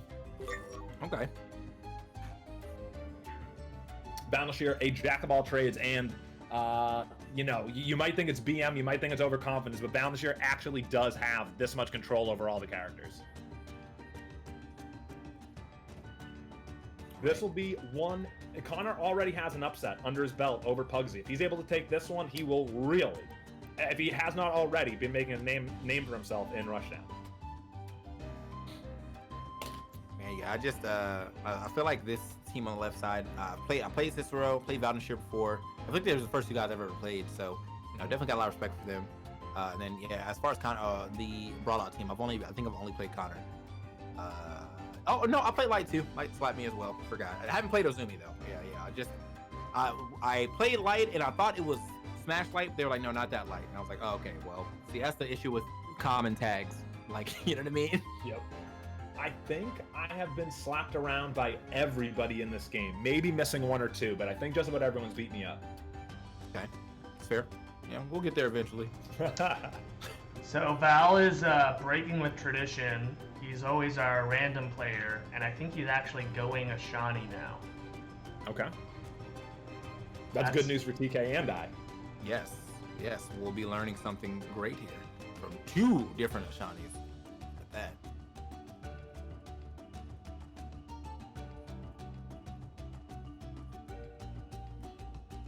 Val gonna try. The chat saying Val gonna try hard mode. Definitely feel that. Man said I will get these wins one way or another. Yeah, Valdenshire, very calm, very laissez-faire sort of player, and he does very well. So he might be feeling a little bit that his team is down the lower bracket. It's up to him now. I could definitely see Valdenshire kicking in another gear and take this for the team, but I would have said that about Pugsy early in the tournament, and Connor beat him, so this will be a good one.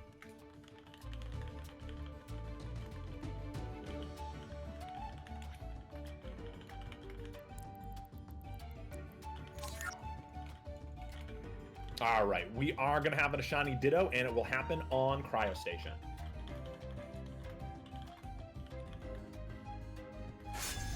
Okay, here we go. We're all loading in. Cryo Station's where it's going to be at. 3, 2, that triple platform layout. Valdenshire on that beautiful Kickstarter skin, but just because it's Kickstarter doesn't mean you can't get it. Get it from the slacker. True. Here we go. Oh, we'll try to turn that one around. Probably not expecting to go that far away, but there it is. Now you got the right turnaround. Big damage coming in Valdenshire. I like that. That was immediate cancel on that up special as well. Ooh, gets the reverse back air. Yeah, that was going to lead into a really easy forward air if it weren't for the burst from Connor. Good play. Connor's turn now, but he just lifts that on the platform. Back air gets Valdenshire off stage. Oh, the turnaround. Now Valdenshire actually gets the chance to turn around himself with the super jump. Yeah, good super jump. And good charge on that first forward air, too, to give himself that extra hits on the knockback to set it up. Great play. You can see that the hit stun bar fading right there. Connor gets the break. Yeah, Connor knew that was going to be up special. Down air, easy up special follow-up for Connor there. We're even at 2 stocks of beat. Like that flying in with the down air too, gets a little bit of charge, just get that extra damage. Yet again, keeps getting these down airs, but the spark that he's picking after that, a little rough. Oh, Connor, his only error was putting his forward strike in the wrong direction, and Valdenshire still taking advantage. That's literally my favorite combo when it comes to Ashani. When you start dancing on left and right off the spark. Yeah, with the forward strike, of course, the Ashani special. Right. Gets immediate up the action right there, or up special action. Get him off the stage. Tried to catch him coming off that ledge with that down air. Would have been a great spike, but yeah. Unfortunately, now we got Connor. He is in the 3-hit territory. Man, gets him for the lightning, comes out very smart. Yeah. With a break into the up air as well.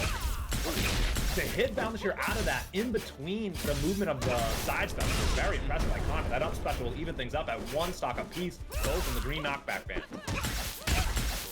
Here we go, dancing on him. Doesn't decide to burst out of that just yet. Obviously going to save the burst for his never mind. Yeah, there it is. Look at that! Oh, he's gone. Easy money right there for Connor on that Player last 2 wins. stock, man. The double up special. Very nice. Connor playing on another level right now. Out spark rating Valdenshire himself. Very impressive from Connor. Yeah. There we go. That's what we like to see, the 93 to the 83%. Honestly, I think Valenshirt just didn't get a chance to even spark anymore at that last stock. I mean, he got the break, and then he just continued to get, or the burst, and continued to get comboed right after that. So Yep. didn't really seem to matter. That means Team Brawlout.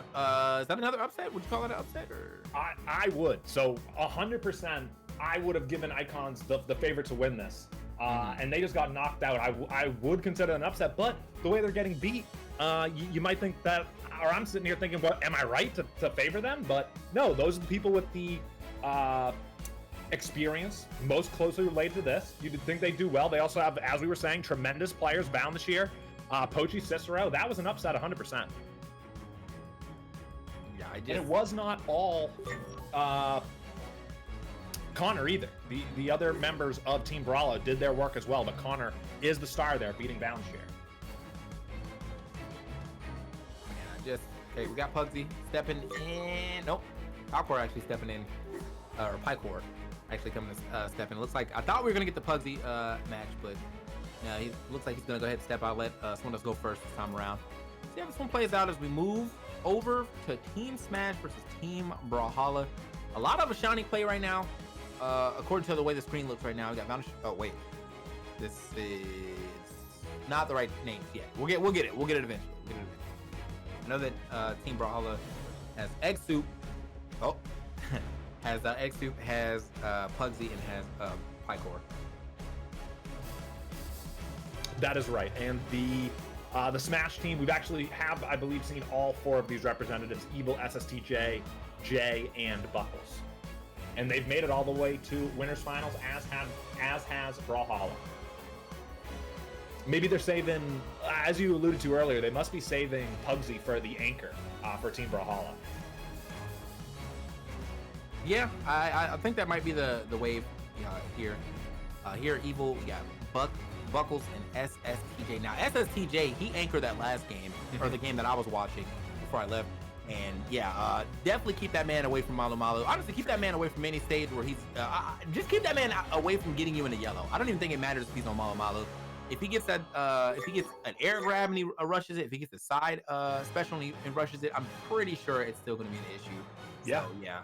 And you can also add charged up air to that list of moves that'll kill you in yellow. Yep. Yeah,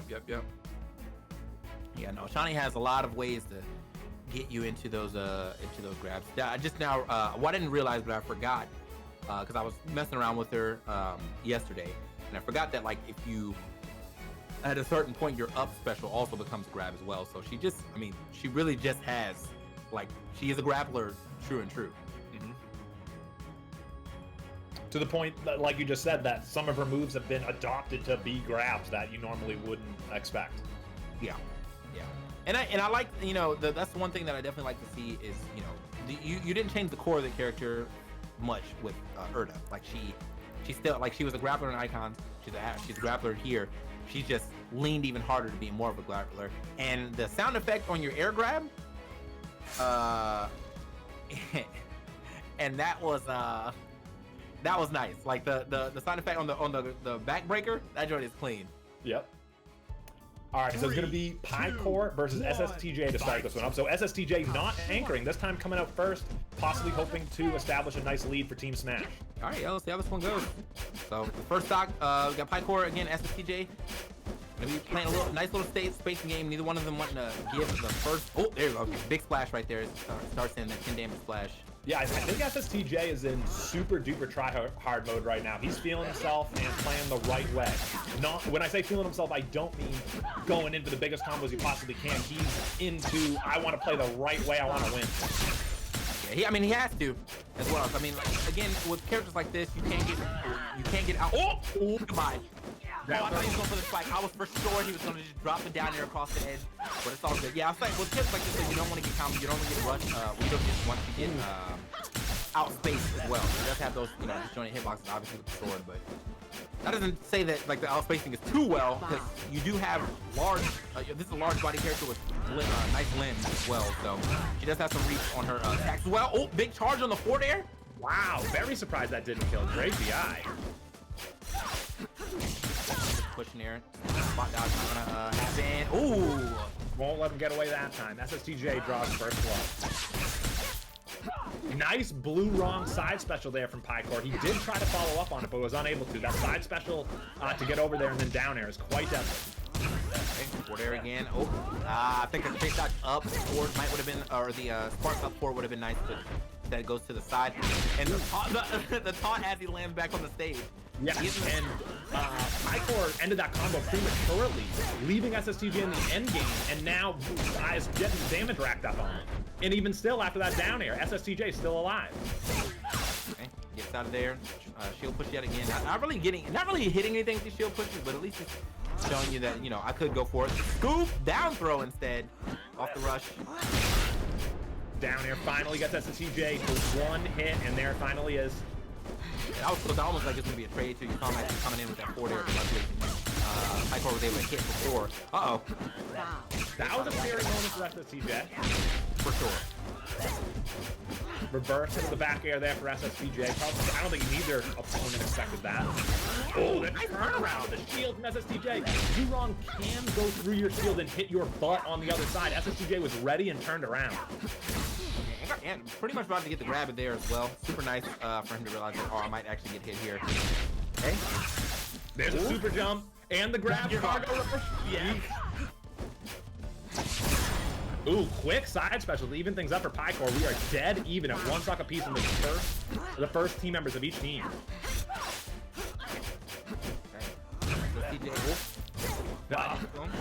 He slid off, feigned the down air, but then came back to stage. Like I said earlier, SSTJ is looking to win.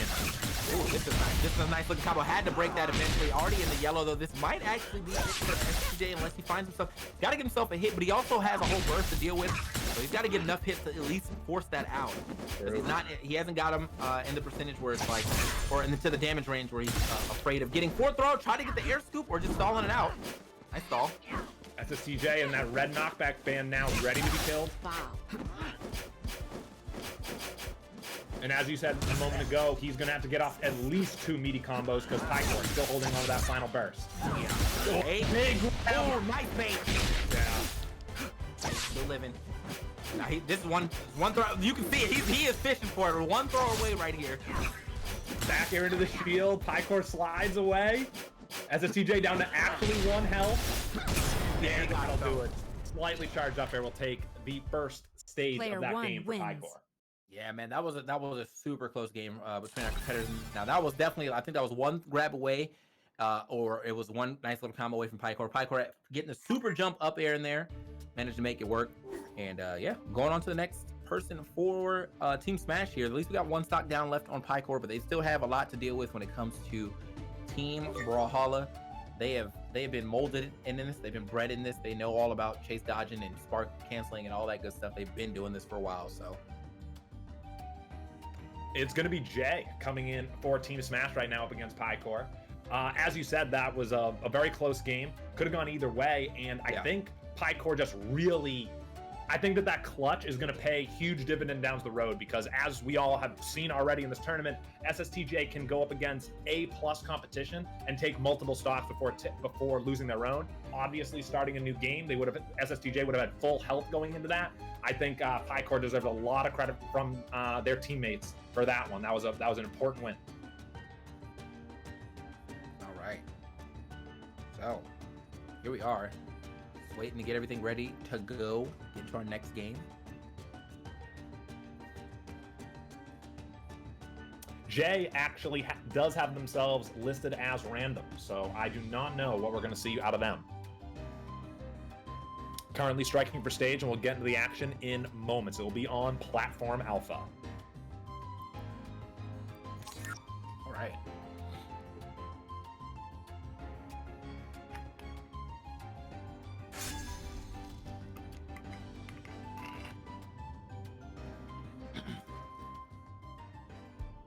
Three, two, one. Pycore. Yeah, Pycore got 1 stock left right here while Jay obviously, coming in fresh. Boring. Gonna go ahead and go down to this last stock. I'm gonna get that neutral start real quick. Here we go. Let's go. Get into immediately the side special and connects. Jay already hurt. Big projectile hits at a long range into the up air. Can Jay finish this? No, not quite. Pycore able to sneak away to the middle of the stage. Yeah, I think that was like DI down that he got away from that instead of going up left. It seemed like he went down left. And it looked like Jay was not expecting him to go so low after his I think third hit there. It might have been a neutral there. Either way, Jay just wants to try to get this stock without losing one, so he can keep it even for the team. Hey, nice movement. Yeah, like you said, Jay has a nice move to get away from that. Did not dive back in to get a hit, but we're still waiting for that initial neutral end. Forward strike into the shield, and then a blue shine from Pycore. Nair to the up special is bursted away from Pycore. Weak down air before Jay retreats to read some book. That was actually about to look nice. I saw that down air into the, I think the bat special. It looked like he almost had a conversion off that. Okay. Get there with the forward air. And find it with the up air. Not enough either. Super close to him. One, I mean, this man's down to his last, well, he was down to his last HP. Now he's down to the 3-bar system. Yeah, Jay being super cautious right now. As you said, not trying to lose their stock. They're going to get that back fully if they can survive. They only need 3 hits. There's no need to do anything too big. And there it is, just a big boy projectile connecting there and killing off the top. Jay evens things back up here in Winners Finals. Yeah, don't really get to see a lot of projectile kills there, but yeah, that one worked out for him. He did that like fade away neutral special, and yeah, popped him real quick. So Ezzy is going to move on here. Jay keeping his team up. Now we got Egg Soup or Pugsy, both of them having a kid on the screen. Not sure if they're actually gonna go kid or not, or if they're just, you know. But again, I feel like either way, these are 2 fantastic players. I'm sure they have multiple characters under their belt right now. Yeah, I wouldn't. Pugsy in tournament, I've seen Ashani and Erda. We actually had a tremendous grand final in the recent past with SSTJ and Pugsy and the Erda Ditto. It was a thrill to watch, as you can imagine, with 2 Erdas going at it. It will be Pugsy coming in second for Team Brawlhalla up against Jay here. They I just said Pugsy, I've seen go Ashani or Erda. They have themselves listed as random for today. Oh, let's see what we get here. Got the again, man, if you guys have never jumped into a custom lobby, there's many ways you can play, so definitely check this game out. It is still free, and I'm sure that most of y'all here are watching are probably already you know, like you guys have been playing. But for those who are just thinking about dabbling into the game, it is free. Go ahead and download it, get it on your computer, and see if you like it. But give it more than a 10-minute try, you know? Yeah. No more than one quick play game. 2, Yes. 1, fight. All right, so Pugsy opting to go for the Asani here as he goes up against Ezzy. Now, this is a matchup that I personally have been kind of struggling in it with. I think Asani, well, the way that I've been approaching, I feel like it's in my head to go in with the neutral air because it's a 2-hit type deal, but like really, I think the back air is their greatest aerial approach tool. So gotta mix up my my thought process on what to do with her. Oh, speaking of, you were talking earlier about how watching players that are tremendous at your character are a great way to learn. Well, we're seeing Pugsy do that rush back air a lot this game, especially up against Ezzy. Yeah. There's one right there into the super jump up special, and that's first blood for Pugsy. Even on a miss, he's still getting so relatively close like that. Look at that. Look at the damage he's doing. Oh my! Tried to go for the aerial down special. Yeah, with the light character Ezzy, I would have loved to see that hit and see where Ezzy wins. Yeah, I mean, if she didn't burst that, she might have actually died on the top. That move actually has quite a bit of knockback. It does.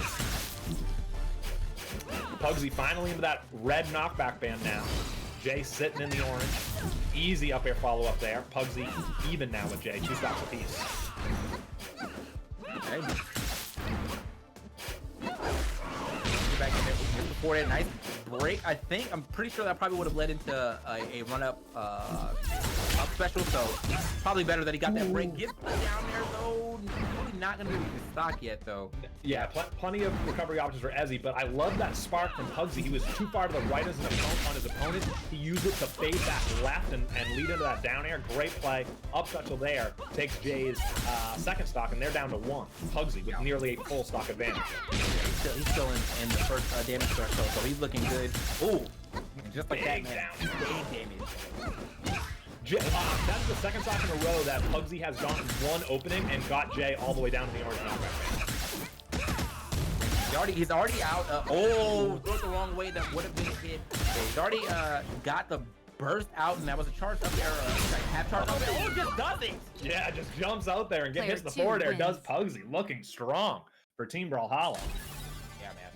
Spark rate at 90. Spark rate on 100 for Ezzy, but still, I think she just wasn't able to get as many chances to spark, to be completely honest. So, yeah, Pugsy ran away with that super well. And as you say, yeah, you can see this max combo with 6 hits, and that 6-hit combo probably came to fruition when we got off that fresh stock to yellow. So, yeah, to your point about Buckles not being able to get many sparks off, or as many as Pugsy at least, Pugsy was taking out entire bars of health in one combo. So, not much you can do about that, except for use your burst, but you only got one of those.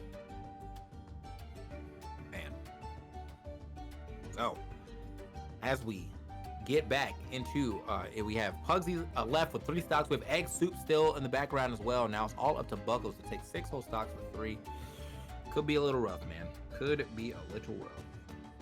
Yeah, I wouldn't be surprised if Pugsy wins it outright, but if not, they've got another player waiting in the wing.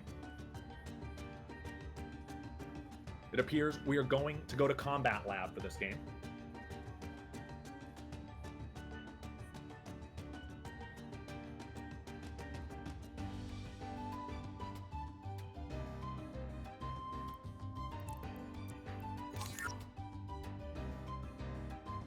Buckles list themselves as Ezzy here.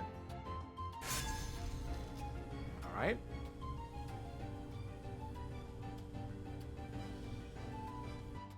It's loading in real quick as we get into the Combat Lab. Pugsy obviously going to stay on his Ashani, and then Buckles bringing yet another Ezzy here. Luckily, Pugsy is down to its second stock. So could bode well for Buckles depending on how he plays this. But I mean, the way that Pugsy's playing right now, very hard opponent to deal with. Okay, very odd. Kind of like the pressure they try to put on with that down air. It seemed like he went for like a double crossover there. Hold on. Yeah, Pugsy jumping over those projectiles, immediately hitting immediate forward air. Okay, down air gets a bounce off the platform, but Pugsy ends up off of it up air and not able to follow up. Oh, the reverse.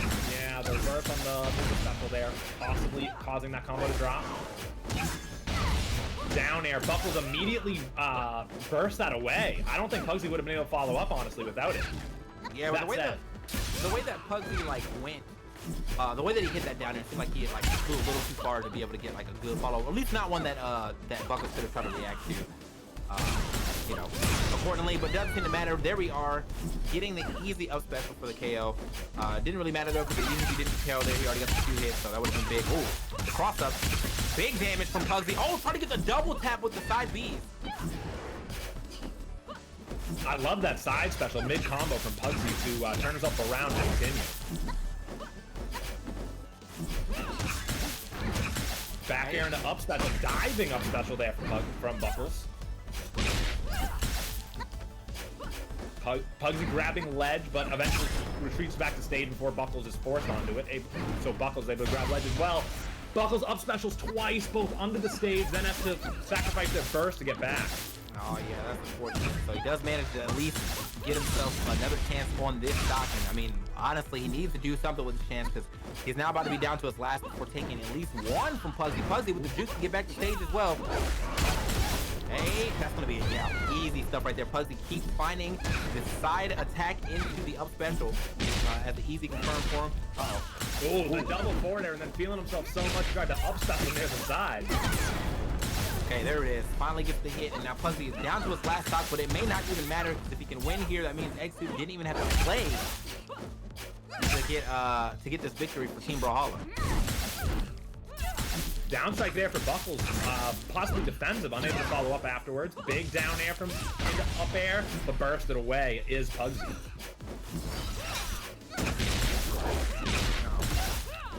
Oh! Ezzy just jumping into that super jump forward air from Pugsy, and he does take it over Buckles just that fast. And as you said, Soup waiting in the wing, didn't even have to play. Man, that was That was I feel like that was an easy easy clap right there for Pugsy. He said 2 Ezzies, no problem. Yeah, and he was looking so strong after that first Ezzy, as I said, taking out entire knockback bands in one combo. He probably was happy to see another Ezzy come in and just continue the pace that he was already on. Yeah. So I mean, honestly, I see a lot of people in the chat talking about who is the best. I don't think you really have to talk about what's the best right now. You know, like it's a very early version of the game. You know, things can change drastically. They're adding more moves. They're adding different. They're eventually add different characters. I think right now you can just play who you want, and just just feel what you like. You know, if you want to play grappler, play your grappler. If you want to play a flying witch, play your flying witch. You know, do what you need to do. Agreed. There's no character so weak that you should avoid them, or so strong that you think, well, I've got to play this character. Anyone is viable at this time. All right, man. So we have, what is that? The Brawlhalla crew is now in grand finals. Wait to see what happens between the Super Smash Bros. Crew and the Brawlout crew. Brawlout crew, as you said, they made a nice little comeback, or a nice little loser bracket run, as you can see. They went through Rivals, went through Icons, and now they're trying to go through Smash, potentially. Smash does have some heavy hitters. I just think that right now Brawlhalla is looking like the team to beat, obviously. They are indeed. Pugsy and Pycore both being Pugsy winning our full-blown tournaments. Pycore coming in second in the Arcadian. Egg Soup, absolutely no slouch at all either. That is a strong core. And it's up against Smash Bros. And Brawlout right now to see who's going back up to beat them. I actually think both of these teams, Brawlout and Smash Bros., have had similar runs of upsetting teams that at least I thought they weren't going to be able to, and that is what seeded them in losers finals here.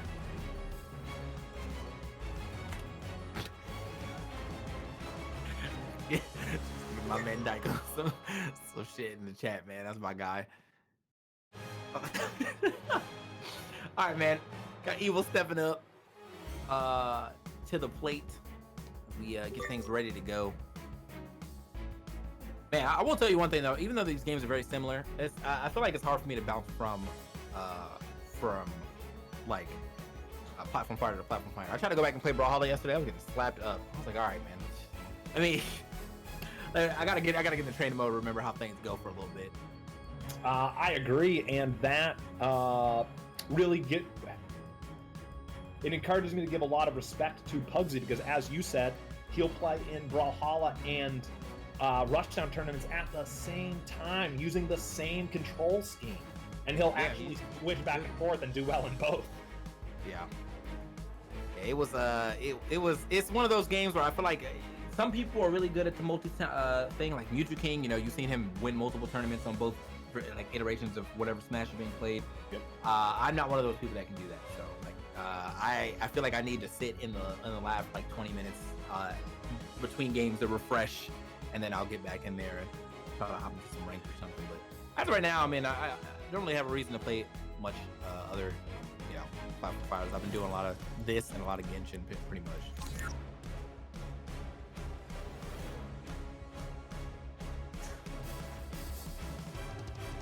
We are headed into Ozumi versus Evil, I believe, to start off this game. And we're headed to Cryo Station.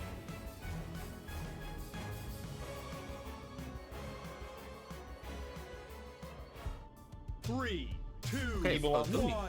Fight. That's right, Ozumi on the Urda, Evil on the Ashani to start things off. This is a fresh game between Smash and Brawl. There's Keiko. Right. So how are we going to get this Ozumi? Ozumi to get some damage here on the board. He's only got one hit so far. Nice turnaround. That is me that will hit turn around right there. Ooh, Sparks out of that though. It's like I'm definitely not getting hit. Burst there from Evil just after the jab, fearing potentially a grab. That is another SSTJ specialist jab grab. Yeah, that is a really good, for taller characters for sure, it's a really good combination to get that jab anti-air grab. Basically get the fat damage, and speaking of fat damage like that and fat knockback, gets the charge on that forward air. Ozumi ends up taking the first stock. Was a little surprised because it was looking a little rough for him at the beginning with the way that the combos were hitting, but he's getting things started here. Gets the spin, that spikes if you get it in the air. Rush cancels on the side B with the down throw. Evil needed to turn around in his dance there, but unable to. Shoots over the same side and drops the combo. Big forward air bursted away from Evil, but Ozumi immediately follows up with another. I mean, and did you see how far off that hit? Like, he landed on stage, but he still hit off the stage by like a large margin. Like this, I'm telling you, I know she fights hand to hand, but this is a large character, so she does have some range on her hitbox. Oh, bursted away as Ozumi. They saw the up special coming. Ooh, and there's our first connected down special of the tournament, I believe. I think so too. Oh, he tried to end it all, and Sped ends up getting ended himself, and now down to the last stock for everybody. Could go either way. Again, on the last stock, it really just matters who gets it, because you get to keep this fresh stock in the next game. So, ooh, kind of. I don't know if that was actually necessary. Could have just jumped away, but still kept him away from that charged up attack. So. There were other, I'm with you. There were other ways for him to get away from that charged up air than the burst, but the burst is gone. They're not on either player. Oh, Evil, just whipping that side special, whether off special, sorry. You could have done that or a rush backer to connect, but instead they fall to their death, and Ozumi takes the game, and Evil will get a fresh stock to face off against the second player of Team Smash. I'm a little surprised Evil didn't opt to go for a second neutral special to the left, because it does give you a nice little like boost up. So you might have been able to like he would have been able to put a hitbox on the stage and potentially grab the ledge at the same time. But instead, maybe he thought he still had his up special, so he just kind of drifted out, and then he realized too late that he didn't have it. So, rip. It will be Buckles coming in for Team Smash to face off against Ozumi in the second stage.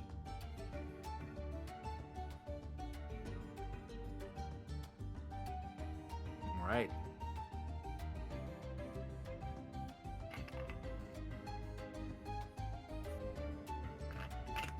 Buckles has been playing Ezzy throughout the tournament so far, expecting to see that. And certainly Ozumi will stay with the Urda after that, one would think. Yeah, definitely think we're gonna keep that Urda going, so.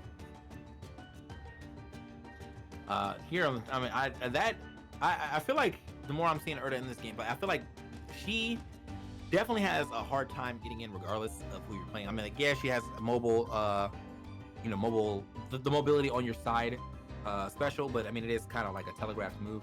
But even then, once she finally gets in there, I mean, the damage that she does is just so big. You don't even need, like, if you hit someone with forward attack, even if it doesn't even have to be charged, and it's still like deadly right when you get to yellow. So yeah, and to your point about it can be difficult to get in with Urda, there are a few interesting ways that Urda players try to get in. A lot of them are actually reminiscent of Ganon in the Smash games, things like wave dashing over dashing, using platforms to move around. You can see some pretty creative play out of our talented Urda players. Right.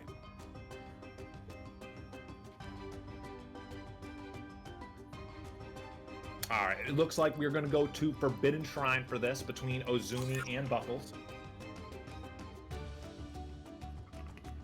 Notice we have not seen Malo Malo after that one game. Everybody was like, okay, well, never mind.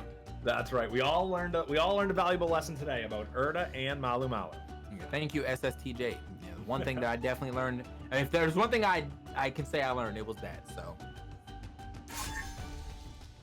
Oh, I was kicked because a character wasn't selected. What? Same. I think we're all right. Oh, okay.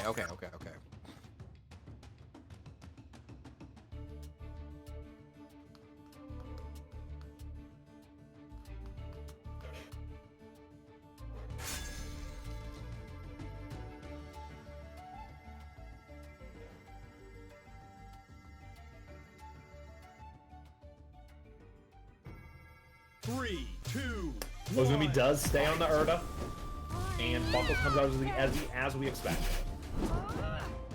Boring. All right.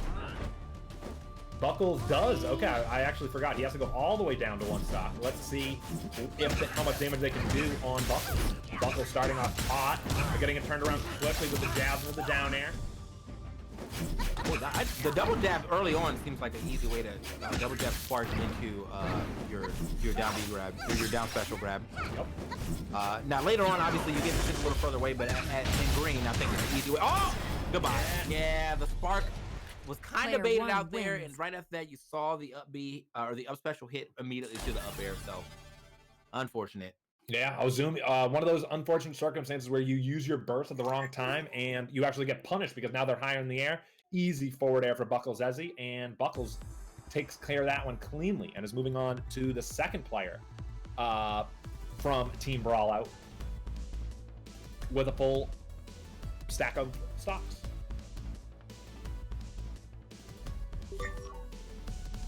All right, it will be Light, the Kid Master, up against Buckles.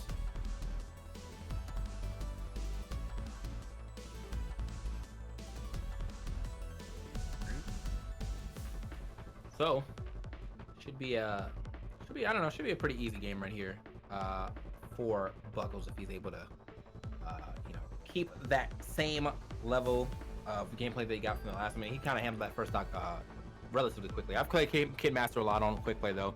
Super nice kid. I mean, he is not lying about his name. My boy was slapping me, so. Two floating characters in this game. It'll be interesting to see how each of them utilizes that mechanic to chase or escape from the other. But the difference being, Light's Kid, it does have a resource on that. He's going to have to maintain that fuel. Yeah. Or expend it all in a frame thrower. I'm gonna mess around with some Kid today because the character definitely looks mad fun, and I just think that side B is a little hard for me to hit, so I kind of like turn me off. But like he has great specials. You know, that down air is really nice to get the spike. The shine is super nice, and now we got this flamethrower that I want to see what that's about. So maybe after this, hop into training mode real quick and see what's up. All right, Ron's still a little too hype. I said I'm gonna check him out. I ain't say I was gonna play him. Check him out, bro. Anyway, let's get into it. Thank you. I think Buckles is hesitating because they're like, is Kid gonna lose their stock? Do they know what we're doing? Yeah, we know. All right. Here we go. Getting into our game between Buckles and Kid Master. Both of them guys, well, just a straight up game right here because Buckles did not lose stock in that last one, so 3 stocks apiece. A lot of spacing right here, and I feel like this is the type of game that you're going to see between them two, man. The spacing is going to be very, I mean, again, like with both of them having such great rushes, you know, a lot of distance, a lot of creativity you can use in here. Oh. Yeah, like you're saying, they have a bunch of space between them, and it looks like Buckles took that as an opportunity to read some of their book, but as you saw, they did it in a very stealthy way, only reading maybe a chapter at a time before moving and not allowing Kid to come in and get an easy hit. Yeah, ooh, both players playing there. Yeah, oh, trying to get that up air. Wait a minute. Neutral air, running him down, but both of them actually going for the up attack. Like, who's gonna hit it first? Doesn't get the full distance on it though. Yeah, had he went for a wall. Do they call it rush on the ground? I guess if he went to a rush attack, it would have been it might have been the slide that he needed to connect. Yeah, you can rush on the ground. Well, I mean, what do you call the ground slide? I would call it a rush if you're rushing forward. Oh, okay. Want to make sure we were all right. Didn't want to get the terminology wrong here, so yeah. Nair there, and the hang up in the air is Kid Massive. Buckles unable to follow up tilt into immediate burst from Buckles. I'm not sure if that would have killed. We are on Sovereign Peak, but I can't imagine that Buckles will find another opportunity that they'll want to use that. Probably a wise use of it. Ooh, okay. Forward air off the side. It seems like a relatively patient game between our players this time around. I feel like this is kind of how you have it against both of them. You know, like the just the way that they're allowed to move, the way that they're allowed to like really mix up their way too far away to do anything with that one. But the way they're allowed to mix up their rushes and stuff can be a little hard for you to deal with. The spark cancels are coming out though. Tries to go for the up special down to continue that combo, but didn't hit either one of them. That up special there from Ezzy going into the ground, but she immediately is ready to follow up anyway. Yeah. Kid with a nearly full bar of fuel right now, using a little bit full now. I want to see that flamethrower near the side. Yeah. Oh, whipping that back here just by a pixel. And now Ezzy's got an opening. And it continues. Forward air on the freeze frame there. Yeah, he was lift up right there. Just end up running into water. One of the specials, the fourth one. Jesus, get out of here. I didn't know. I mean, her throws are really strong though, but at the same time, I guess you have to kind of reward her because it's not really a character that gives. Like, she doesn't really stay on the ground. So if she ends up getting a grab, it's like, all right, yeah, let me get this reward. Ooh, Light just staying strong there and getting an up strike in there while Ezzy's trying to combo. Oh, and again there, Kidmaster just hanging out on the ground, charging up strikes, and they work. We're even at 1 stock apiece with Kidmaster down to that orange knockback band. Scary position to be in. Racking up some damage early, though.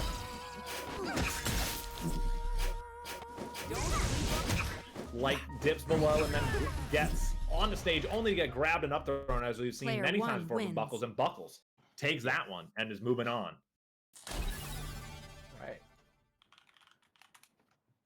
All right, thanks, Toggles, for this document. I will be reading this after the stream. Yeah, thanks. All right. So again, Buckles looking real good. Managed to take himself another win here. And now that they kind of like, I don't know, that was like a very neutral heavy game at the beginning, but I feel like as time went on, maybe maybe Buckles was starting to wear down his opponent as far as like frustration on how neutral heavy the game was going. So he ended up getting a lot more openings. But when he got those openings though, he really popped. I think that was the most neutral heavy game of the tournament so far. Maybe the most neutral heavy game I've ever seen. Thinking about those first, the start of those first 2 stocks, I noticed that Buckles, when Buckles was eliminated, when his opponent was waiting on the stage, he would just kind of throw the projectile out across the stage, and both times it hit his opponent and ended up being a big combo. Maybe catching their opponent, kind of chilling after a kill and not ready. Yeah. It appears that it will be Connor coming in to try to clean this up for Team Brawlout up against Buckles next. Okay. Well, we'll see. We'll see how this one plays out, man. I think this is the last character they have too. I believe that's right. Yeah, yeah, they're down in the last, so this could be. I mean, he has to do quite a bit to go ahead and even it up and take the win for Team Brawlout, but don't want to put it past him. I mean, Connor has been doing some great stuff throughout this tournament. So I believe we've got SSTJ waiting in the wing for Team Smash. Yeah.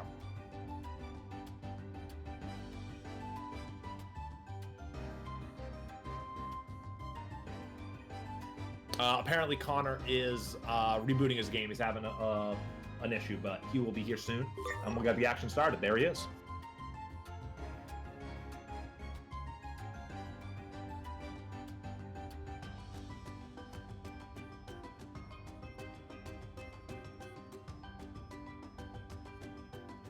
And we are headed to Cryo Station for Buckles versus Connor. As we were just saying, Connor, the final representative from Brawlout, but that is not that's not a big problem for Connor. At least it hasn't been thus far.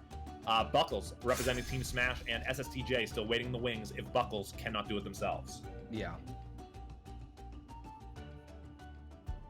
3, 2, right. 1, fight. Ready to go.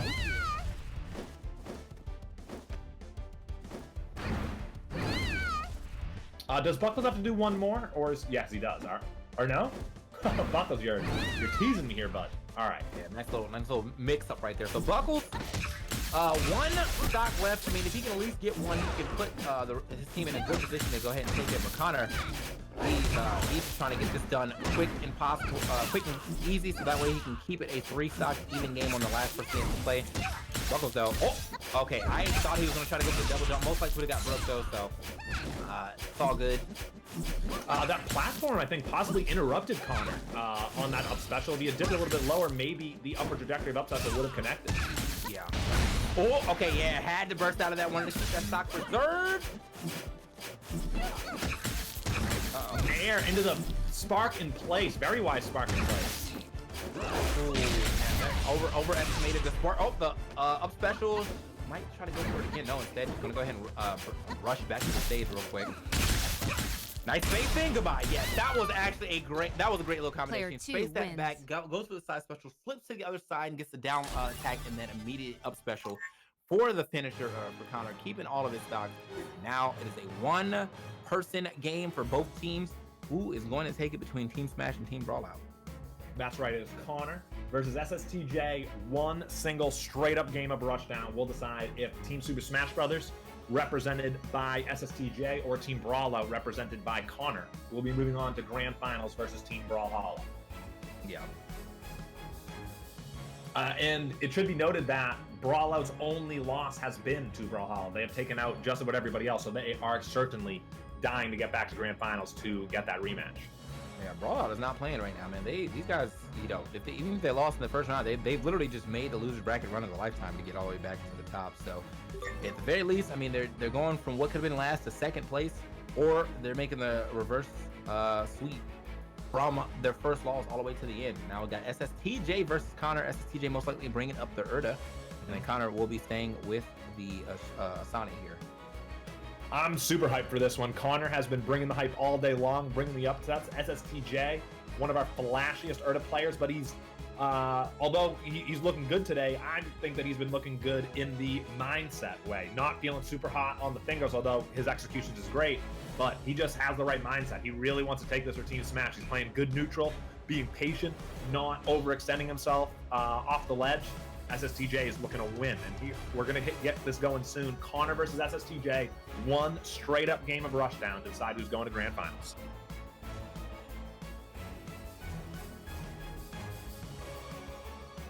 All right. It's waiting it out, about to get into it. Let's go, old man Connor. Man's a boomer. Oh, no. I know that life.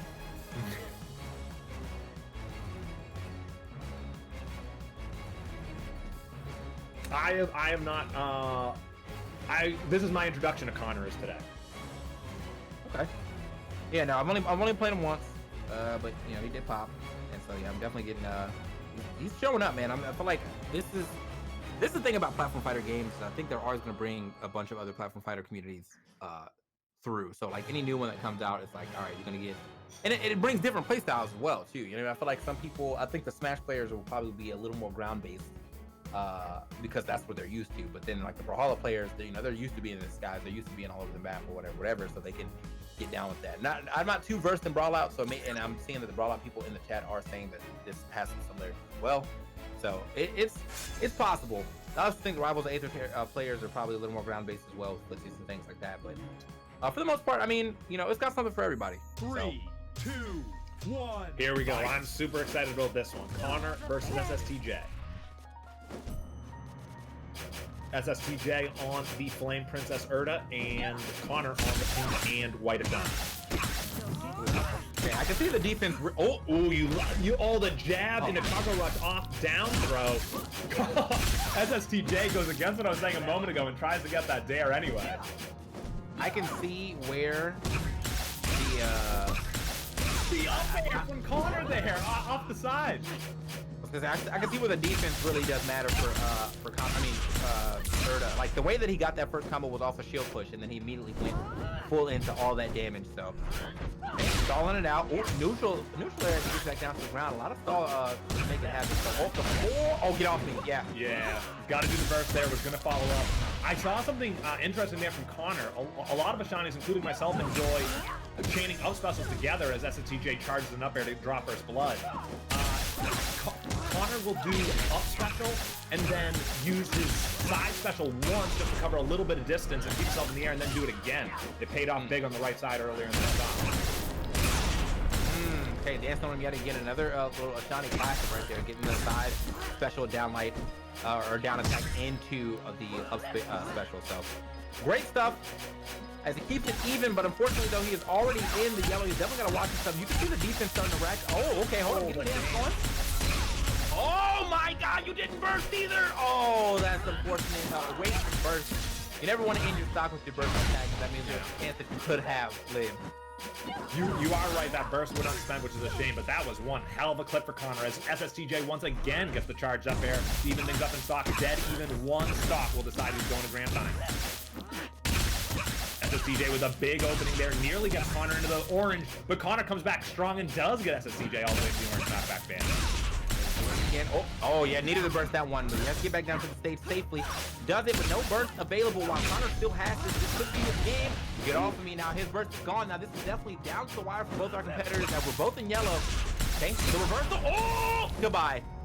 Nice play from Connor. Player Super one clutch wins. up special there. Just barely put Erta into the red, but that's all you need is just in that knockback band. Doesn't matter where you are. Into the up special. Connor takes that one for Team Brawlout, and they are going back to face Team Brawlhalla in the grand finals. Man, imagine that, dude. Connor doing it all for the team. Had to take 4 stocks. Had a very nice bout with SSTJ, but was able to take it over him anyway.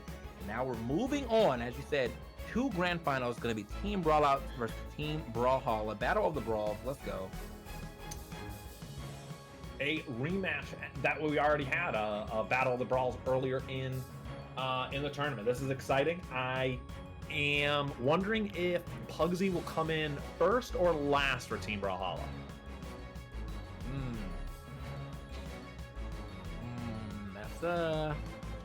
That's interesting. I don't know. I feel like I may maybe put him in second because you have to. Well, I wouldn't put. I don't think I'd put Pugsy in first because you have to like.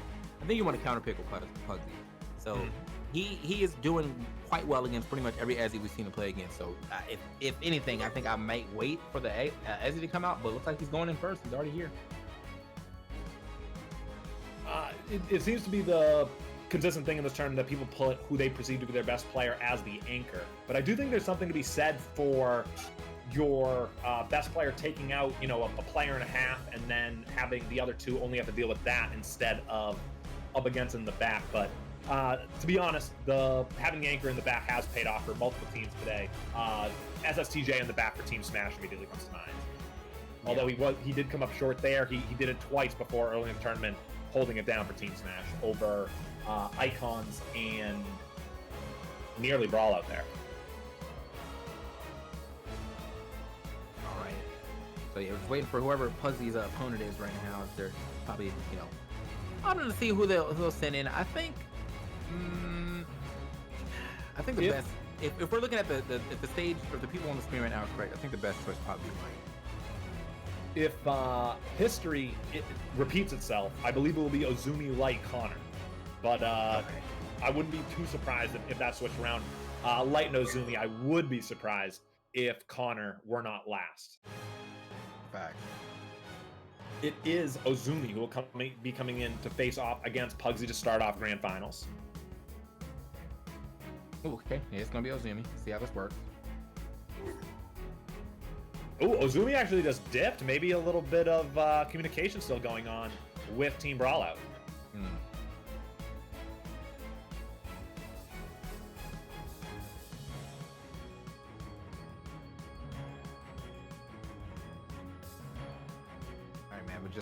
Yeah, just straight away now. But thank you guys for joining us. Obviously, Ozumi is back. Thank you guys for joining us. It's Tegan Breezy's Ryan Yags. You can definitely follow us on Twitter and Twitch. Honestly, probably the same things. But yeah, Tegan Breezy, Ryan Yags. Big hanging out. Big thanks to y'all for watching. Big thank you for dropping knowledge as well in the chat and supporting this game. It's a very fun game, and I hope it gets the level of support that it should get. I didn't know there was a honey flavor NyQuil. I bet you it's not that nice though. There's no way. Yeah, that sounds to be a mess. But you are exactly right, and I won't give you guys too much of a lecture because you're here right now. You already know that this game deserves the hype, deserves the support. So if you haven't already, follow Rushdown Revolt on Twitter, Facebook, here on Twitch if you haven't already.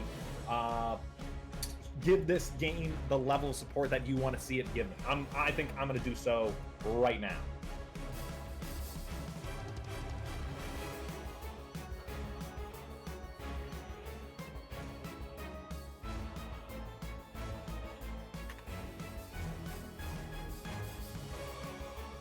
With my resub. I don't think I can follow button, bro. I'm fake. There you go. I'm fake. There you go.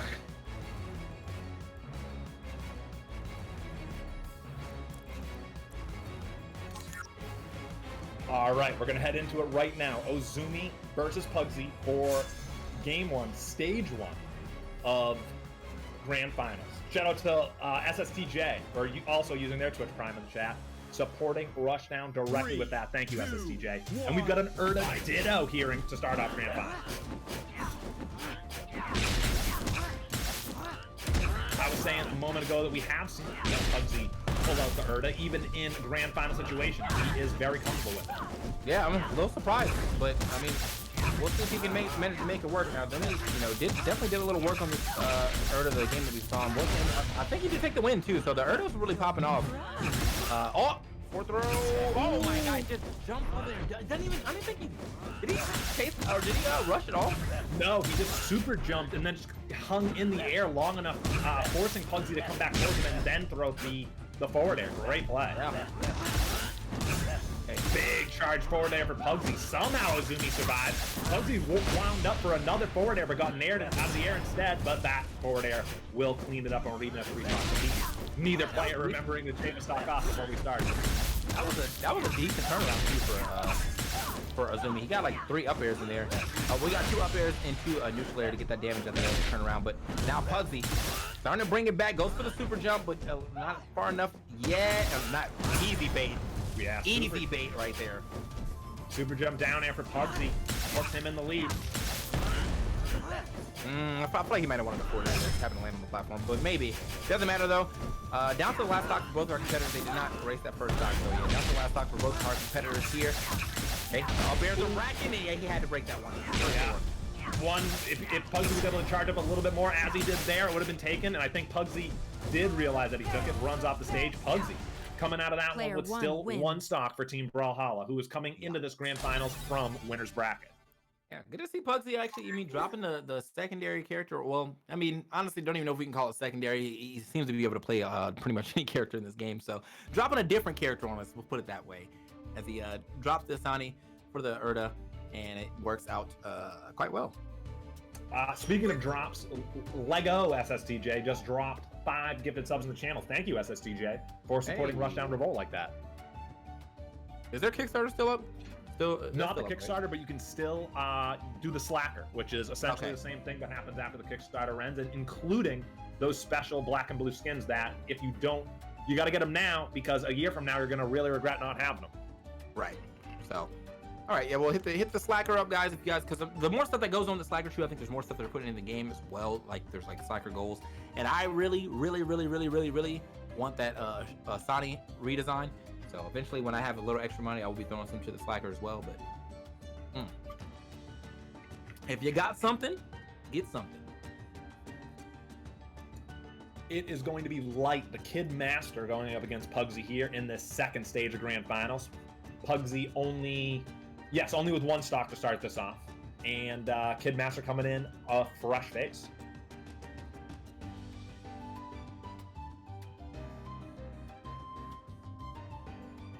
And we're going to head to Combat Lab for this second stage of Grand Finals. Ketzulo also dropping 5 gifted subs on the channel. Thank you, Ketzulo. That is very, very much appreciated by the entire Rushdown Revolt team. All right, let's go. 3, 2, Kid Master, 1. Light, of course, on the Kid. The players, Pugsy, remembering to take a stock up this time. All of them, in fact, as I said, he only has 1 left for this battle versus Kid Master. Thank you.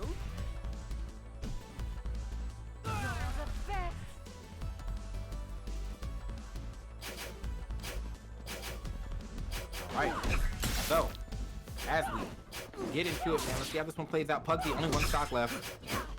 All he wants to do, I'm sure all he wants to do right here is at least get 1. Kid Master, not trying to hear that. Oh, early burst! I don't know about that! Okay. Imagine if that down air hit and Kid didn't have the burst. Yeah. That could have been a straight up misinput as Pugsy charges up jumps into the air, charges a forward air as he falls and then lets it go. Pugsy takes the stock, which I agree with you, that's all he wanted to do. Still in the green knockback band, still looking strong, could take another. And he still has burst as well, so I mean, Pugsy has a lot of resources available to him, and it looks like Kid Master off his burst. Oh my god, Pugsy putting Team Brawlhalla on his back right now, feeling it. Bursts away from that back air. Sees that. Oh, I like that play from Kidmaster. He uses Spark to get out of the overly committal Player upstrike. 2 wins. Kidmaster gets a back throw and a forward air, and that will take it. But two stocks shaved off from Pugsy. That is a huge win for Team Brawlhalla going into their second representative. Yeah, it took him a little bit right there, so, but he was able to make it happen. I am expecting egg soup, but it could be pie core coming in.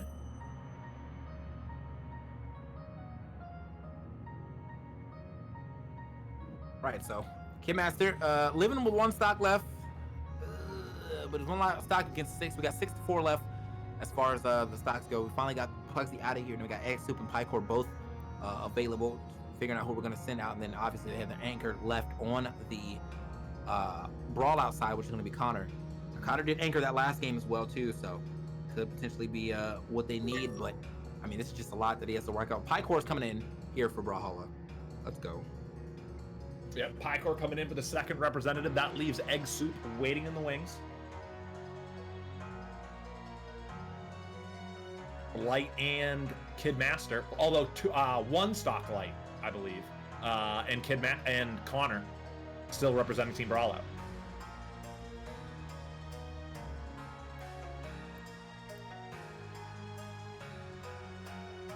I think this is a very pivotal match without the anchor of Pugsy on Team Brawlhalla waiting in the wing.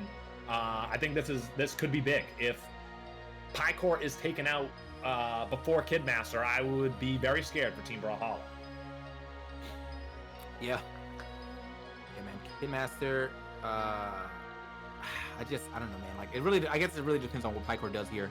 Because if Kidmaster can get 2 stocks off and leave it for Connor and only have to take 4, this definitely goes like down to the wire between these teams. Because I mean, Connor's really been putting the team on the back. And there's nothing wrong with that. Not to say that the rest of Brawlout ain't been doing well. It's just like Connor he has been that anchor, and he has been showing exactly why.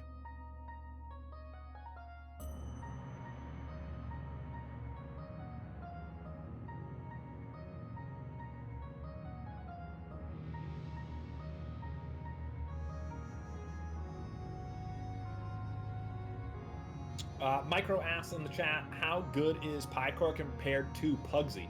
I've not seen them battle it out, but pie core came in second in Arcadian. Pugsy wins, the tournaments that anyone can enter. Although, maybe if pie core was active before the Arcadian, they probably would have been ranked too high. So maybe they just snuck into that Arcadian and did well. Maybe they're even better than a second in the Arcadian, which Big Bobby was the winner of that one over them in grand finals.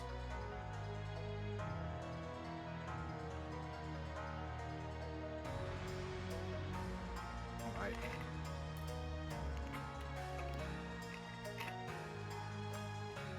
I think the player's not picking again. Oh no, we got picked. Okay, cryo station, loading it up. Let's get it.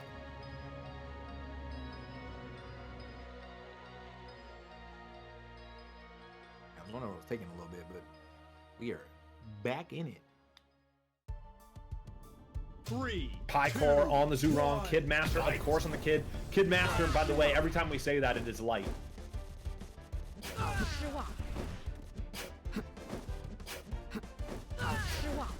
All right, Kidmaster forced to shave all but one of their stocks off. Pie core, the fresh face. Let's see if Kidmaster can take a stock before he has to exit. Yeah. I'm a matchup here, man. That spacey and parentheses versus swordy type deal. Let's see how this one plays out. Honestly, I think I could see Kidmaster at least getting a stock here. I mean, he's playing relatively patient, picking and choosing the good angles to come in to fight this here. Oh, this here is wrong, but he takes the blue hit right there. Back on the stage. No punish on that. She is throwing quite a bit of up specials. None of them connecting. You are right about Kidmaster's patience, but maybe too much. Hasn't really done much in the way of attacking just yet.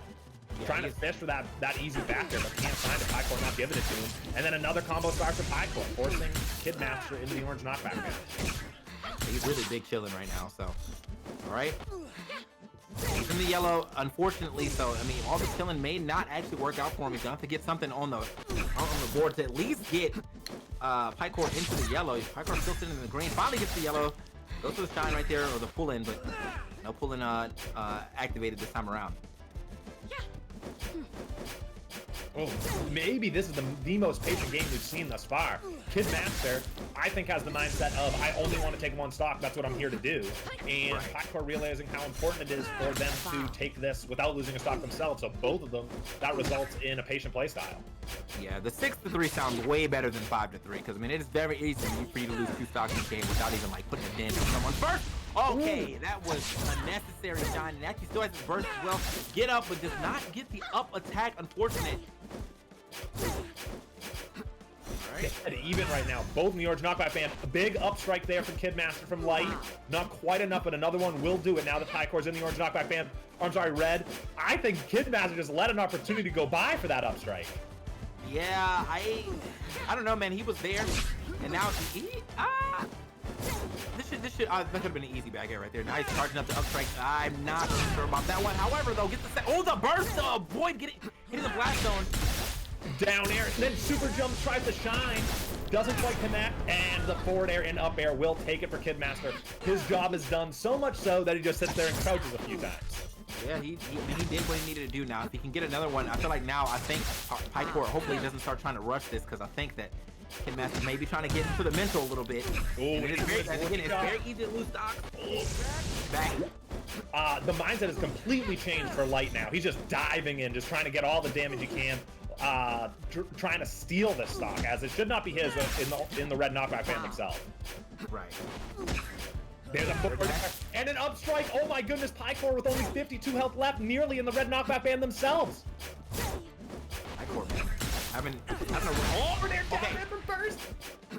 Needed the burst for one. The third hit it down air would connect, reverse it a forward air there. Oh, Jesus! Okay, blue shine actually coming through. That's right, wins. the blue wrong shine being the difference. Man, that was good. I mean, he needed something to go ahead and finish that stock. And now it was about to be a one stock. That would have been all that Kidmaster needed to do. If he got that last stock off, I think that would have set up Connor for almost certain victory, or at least a certain good 1v1. But now Connor does have to take 2 stocks off Pycore and then deal with Egg Soup at the end. Hopefully, he doesn't lose too many stocks. Yeah, there's a lot. That's a tall order. So he's gonna have to take care of Pycore here very swiftly, or at least efficiently. Okay. That said, considering how the tournament has gone so far, if there was anyone in this tournament that I would, want on my team in this spot, it is Connor. He's got the best shot. So Brawlout saying it's a tall order, but Connor can do it. And honestly, if it came down to anybody else anchoring this team, I would definitely give it to Connor. So could potentially be a last hit type game going on here, depending on how Connor does in this match specifically, to at least carry it on to be able to play Egg Soup for the last part of this here crew battle potentially. Now, if Brawler wins, it's over. If Brawlout wins, we get a reset. We'll see. I wonder what Team Brawlhalla is discussing in their private chat right now. Do they regret sending Pugsy in early? He did establish a good lead that still exists, at least part of it exists up until now. But Pycore and Egg Soup got to take out Connor here without Pugsy. All right, here we go.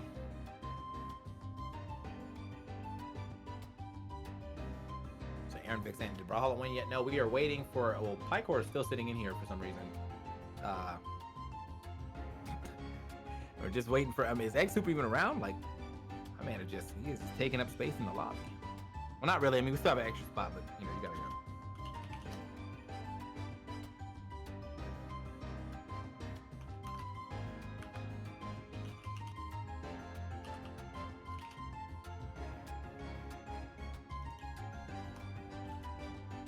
It is. I'm doing it as I speak. It is grand finals, guys. If there's any moment to share the stream with your friends, with your Twitter, with your Discord, now is the time. We're nearing the end. This is where it's going to get good. Connor, the star of the show, is back to see if he can take off 2/3 and a full stock, or a full life, I should say, to win this tournament, or to reset the bracket, I should say, for Team Brawlout.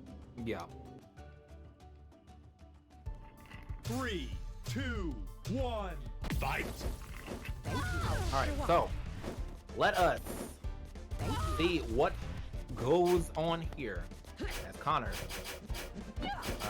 and Pycore play each other right now. We got to get two shots off Pycore, but he gets a decent start off here, at least on the damage portion of things. I think he could extend that combo just a little longer, but I think Connor was looking to do the down air on the second grab of the ledge there. Connor able to get up, or I'm sorry, Pycore able to get up stuff. I like that. He just went for a drag down neutral air, and that seemed like it was going to lead into a lot, but I think Connor actually landed on the platform and kind of messed up what he was going for. Hold on, no. Pycore looking like he might be able to get a shot relatively early. He's still in the green. Yeah, that's right. Oh my god. Pycore somehow able to survive using their burst there. Struggling to get back to stage though. Connor being aggressive on that ledge. Gets the down strike and up special. Pycore forced to rush away from the stage there to avoid. The thing is though, Connor actually, oh, okay, you're going for it all right there. Connor actually had the bait on the burst off stage, and he got him in the yellow right. Oh, that's gonna be a stock off Connor, unfortunately. He got him in the yellow right after. So if he had hit that up special the right way, I think that was gonna be a stock. Unfortunately, still living. Oh, nice. All right, a little extension. Yeah, nice follow to the up special there from Connor, but Pycore already did a good job taking off that one stock with an entire player waiting in the wings. Even here, both of the green knockback bandits. Connor starts off a big combo. Nearly in the orange knockback band is Pycore. One more mistake and they will be. Oh, whoa. Okay, he got lucky. He stayed off that. He was still on stage. He got hit with that down. Pycore tries for the double.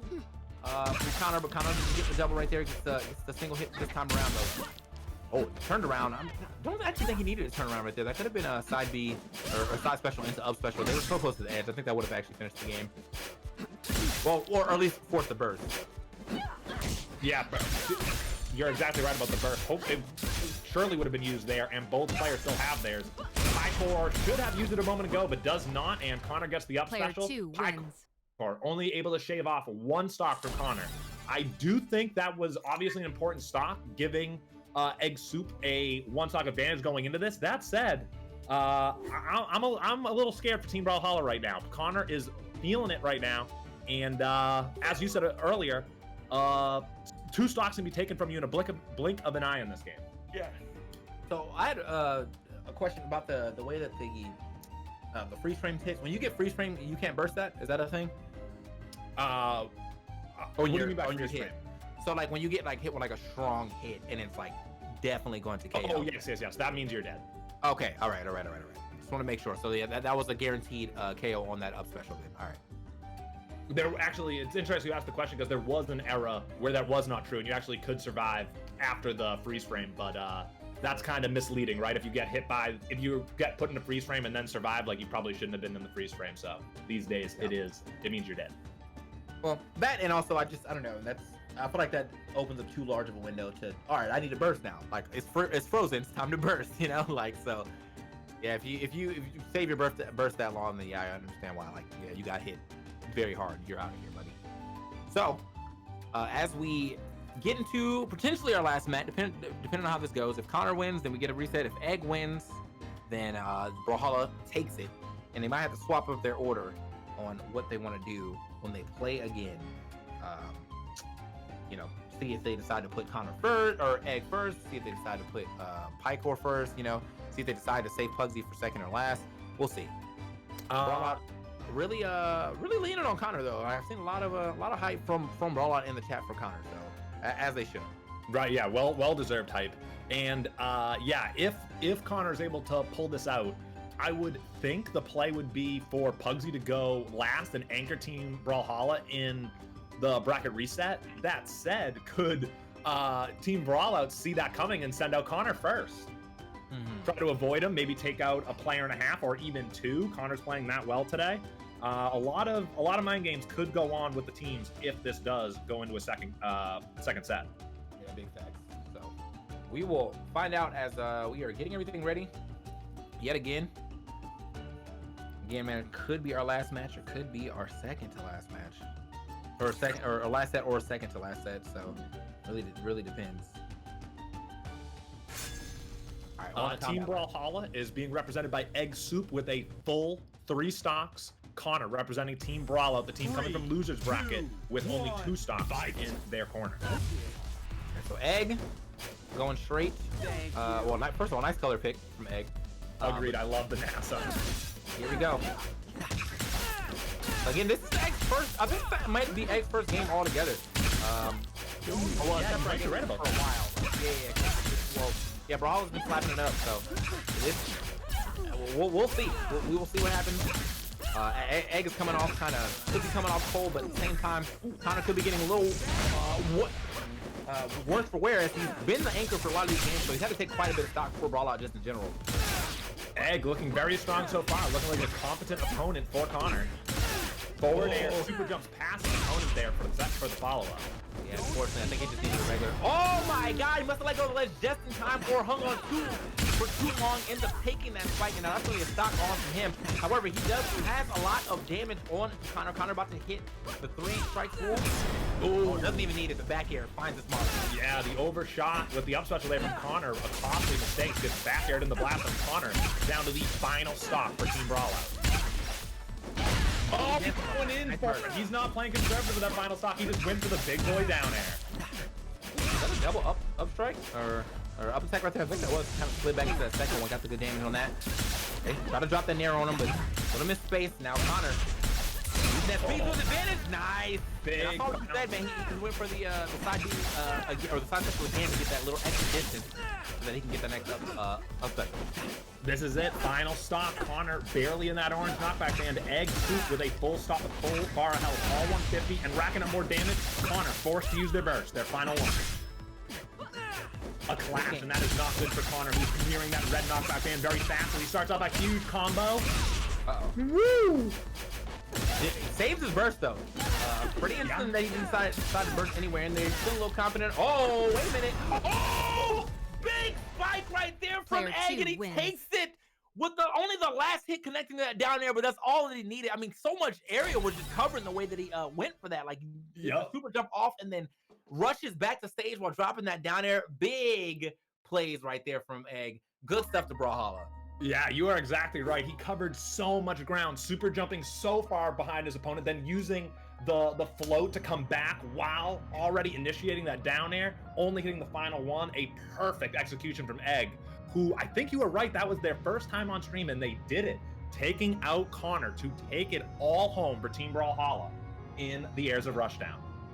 Yeah, man, shout outs to Brawlhalla. Done it again. Brawlhalla, again, has been dominating this game for a little bit. Now, the Brawlout, man, gotta give him some respect, though, because, you know, I haven't really been paying too much attention to the Brawlout scene, but, you know, whatever they're doing over there has translated pretty well over here to this Rushdown Revolt gameplay. So good stuff to everyone involved, but Omega good stuff to the both brawls, Brawlhalla and Brawlout. Yeah, I think to your point, a big story about of this tournament is that the brawls, Brawlout and Brawlhalla, came out on top over Smash, and even more so Icons. These guys beat down this year Cicero Poggi representing Team Icons. Very impressive work from both the brawls. Oh, for sure. So maybe next time, you know, we'll get the Icons people. I mean, because that is the people that I played first in this game. So the Icons squad could, you know, go back to the drawing board, maybe even bring a couple new extra people. It all depends.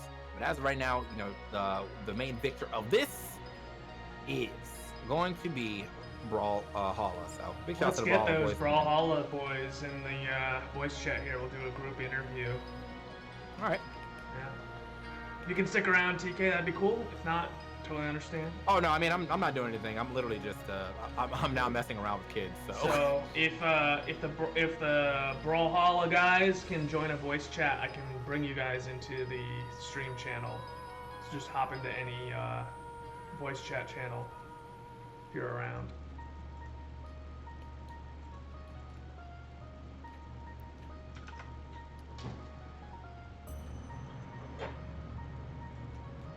Pugsy, Egg Soup. Are you guys still around? Light. Can we does anyone know if Egg Soup only played in that final thing? No, he played once before on stream. He played once on stream. Okay. I got Ron in here, who it was his idea to organize this event. How do you feel about how it went? Oh my god! I don't know. Okay, first of all, I don't know if like Highlight and Windows can tell you. Whenever Connor took all 3 stocks of Ugly, I was like screaming. I was freaking out. I lost my mind. I was screaming. Oh my god. Yeah, no, really? Funny enough, I just want to talk about the siege real quick. So Rivals of Aether was seeded last. We did do last. Honestly, sorry. I'm sorry to Dan. I'm sorry to Dunk. We tried so hard. Tried carrying it, didn't work out. Icons was actually seeded number 1. Yeah, as they should be. I thought that Cicero and Bouncer were gonna pop off, and I knew they were. Like I knew they would have, but like I just didn't expect Smash to win because Smash was seeded 4th. Why are you saying Light? Light is not on the. You mean Pycore, not Light. Pugsy, Pycore, Egg Soup. Anyway. That was an amazing tournament. My biggest thing is that I wanted to say that like whatever background you come from, you can be good at this game. I mean, it's possible, right? Like it's like look at Brawlout. I mean, I would think that Brawlout and this game are like not very similar, but just to see like people like Connor and Light and even like Ollie Wonder who wasn't participating, like he was so like, they're all so insane. And Egg Soup, I did not expect that. It's Mr. 15 hours in the game. But don't worry, next time I'll be on the FGC team with Kenpai, and we'll get far. We'll get far. So FGC team, okay. Oh yeah. I was going to have an FGC team, but we just didn't have enough players. It was going to be Buckles, Kenpai, SSTJ, and then ADCT, who is one of the developers of this game. But I'll be quiet so you guys can. All right. Yo, we got the winners here. How do you guys feel? Very, very good. Especially after all the shit Light was talking. Oh my god. Wow, He was teabagging us. He was typing in Twitch chat. He was calling us trash. Talk your shit, John. Talk your shit. Guys, you're on stream. Come on, bro. Hi Gotta- guys. You gotta keep it a little PG, bro. Anyway, I like. Anyway, man. So, I guess the biggest question is, is Connor here? I mean, not Connor here. Sorry. Is Egg here? What's up? So, Egg, you didn't really get to play much. I mean, do you care at all that you? I feel like a lot of the times, most of the game's over before you got a chance to get in. Yeah. Yeah. I played like 3 stocks in total, but you know, I got my boy Pugsy here to carry me all the way. I just gotta be clutch when it counts, and I was clutch when it counted. You did, and that actually brings up the first question I wanted to ask you guys, which is, I think you were the only team that put your anchor out first. Most teams put their anchor in the back. What was the thought process there? Oh, you want to talk? Yeah, go ahead. Yeah, I'll say. So I think generally speaking, I just like going first. I just like, it's a lot less stressful for me personally. Just like get in there and just like take as many stocks as possible. Also, I think generally like I would prefer to have my teammates to have like the player counter pick, and the first person being sent in was blind, obviously. So I thought it'd be beneficial if I went first usually. Well, very humble, and it sounds like you guys picked positions that suit you. Egg said, Pugs is going to carry me all the way, and then I just got to be clutch, and you did exactly that in Grand Final. So your positions suited your mindsets very well. Yeah, I also love going last in crew battles. In Brawlhalla, we've had a few crew battles, and typically I like going last, because even if I'm behind, I feel like, I don't know, that pressure really, I don't know, I feel like I thrive under that pressure. So going last was kind of natural for the team comp. Yeah. All right. Well, I mean, again, you guys slapped. I mean, is there anything that you would like to say to anyone trying to get into the game? I guess detractors, or if you think anything good or bad, you know what I'm saying? Just anything that you have to say about the game so far that has got you to continue to keep playing. Yeah, I mean, it's free right now in open alpha. If you want to try it, I'd highly recommend it. It kind of makes you feel like you're a melee god in your first week of playing when you start mashing that spark button, so It's a very good feeling. If you play Brawlhalla, it's kind of a natural progression from the chase dodge system, so if you are a Brawlhalla fan, I recommend checking it out. It's a lot of fun, and you can catch me and Pugsy streaming it a lot. And Pycore streams a lot too. And Pycore. Yeah. I've been saying that for a bit for y'all, cause like I always reference that time that Pugsy was in both tournaments, and I was like, yeah, dude, like I've been telling y'all from like jump, like when I first played this game for like in like super alpha, I was like, dude, the Brawlhalla players are gonna fucking eat this game, dude. Like, yeah. I'm supposed to be keeping it PG. All right. My bad. Whatever. Come on, bro. Like, you're talking. Bro, yeah, I said it friendly, like, you know what I mean? Like, I'm giving y'all props. Like, anyway, but like, no, you guys killed it today, man. Like, I'm always happy to see y'all play and whatnot. Yeah, hey, I haven't seen your name in a while, so I thought, are you still playing? Yeah, so I moved to California last year. So I played DreamHack Montreal, I moved to California. I've not played in a tournament since then, but Rushdown's netcode is super good, so I'm like, alright, I'll just give it a whirl. Speaking of netcode, where are you based, Pycore? I'm based from Finland. Ooh. Did y'all know you guys are playing a guy from Finland in this tournament? Gotta say that Neko, one of the best. Yeah. But do you know that Connor is from EU? Oh, you know what? I played that on FPS like it though. So I'm like against Connor. Yeah, we've never lost to skill in our entire lives. Never. Yeah. Not even once. Not even once. Well, Last time I had that, probably when I started. So I think we're doing an EU versus US crew battle. oh, cool. That sounds really cool. Yeah. Or I guess North America versus EU. Man. Yeah, okay, I think so... NA would bop you, but I would love to see that. Yo, can somebody help me out here? Like, We need to recruit Loki. We need to recruit Leffen or Armada or something. yeah, please, yo, I don't yo, know if please. Europeans are gonna carry.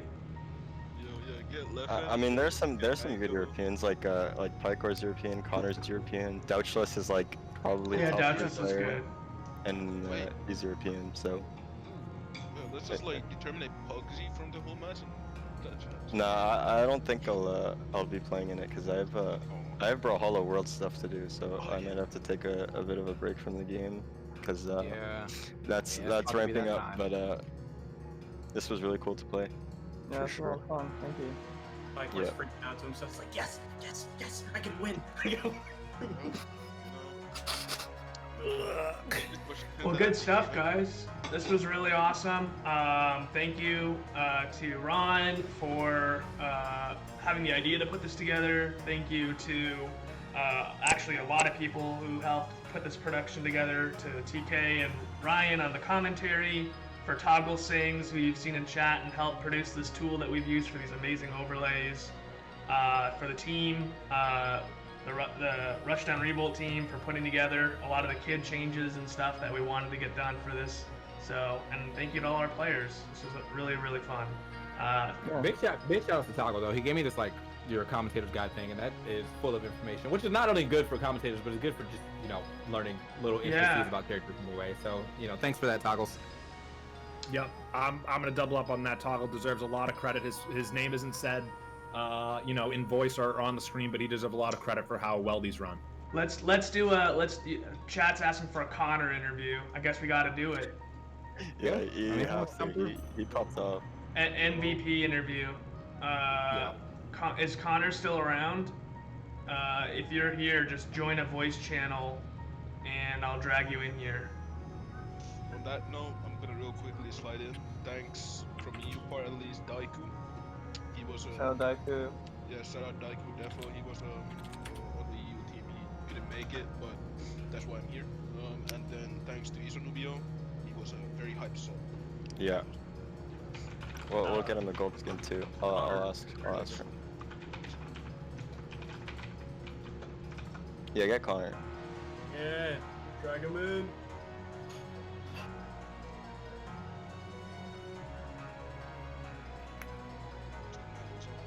Hello, Connor.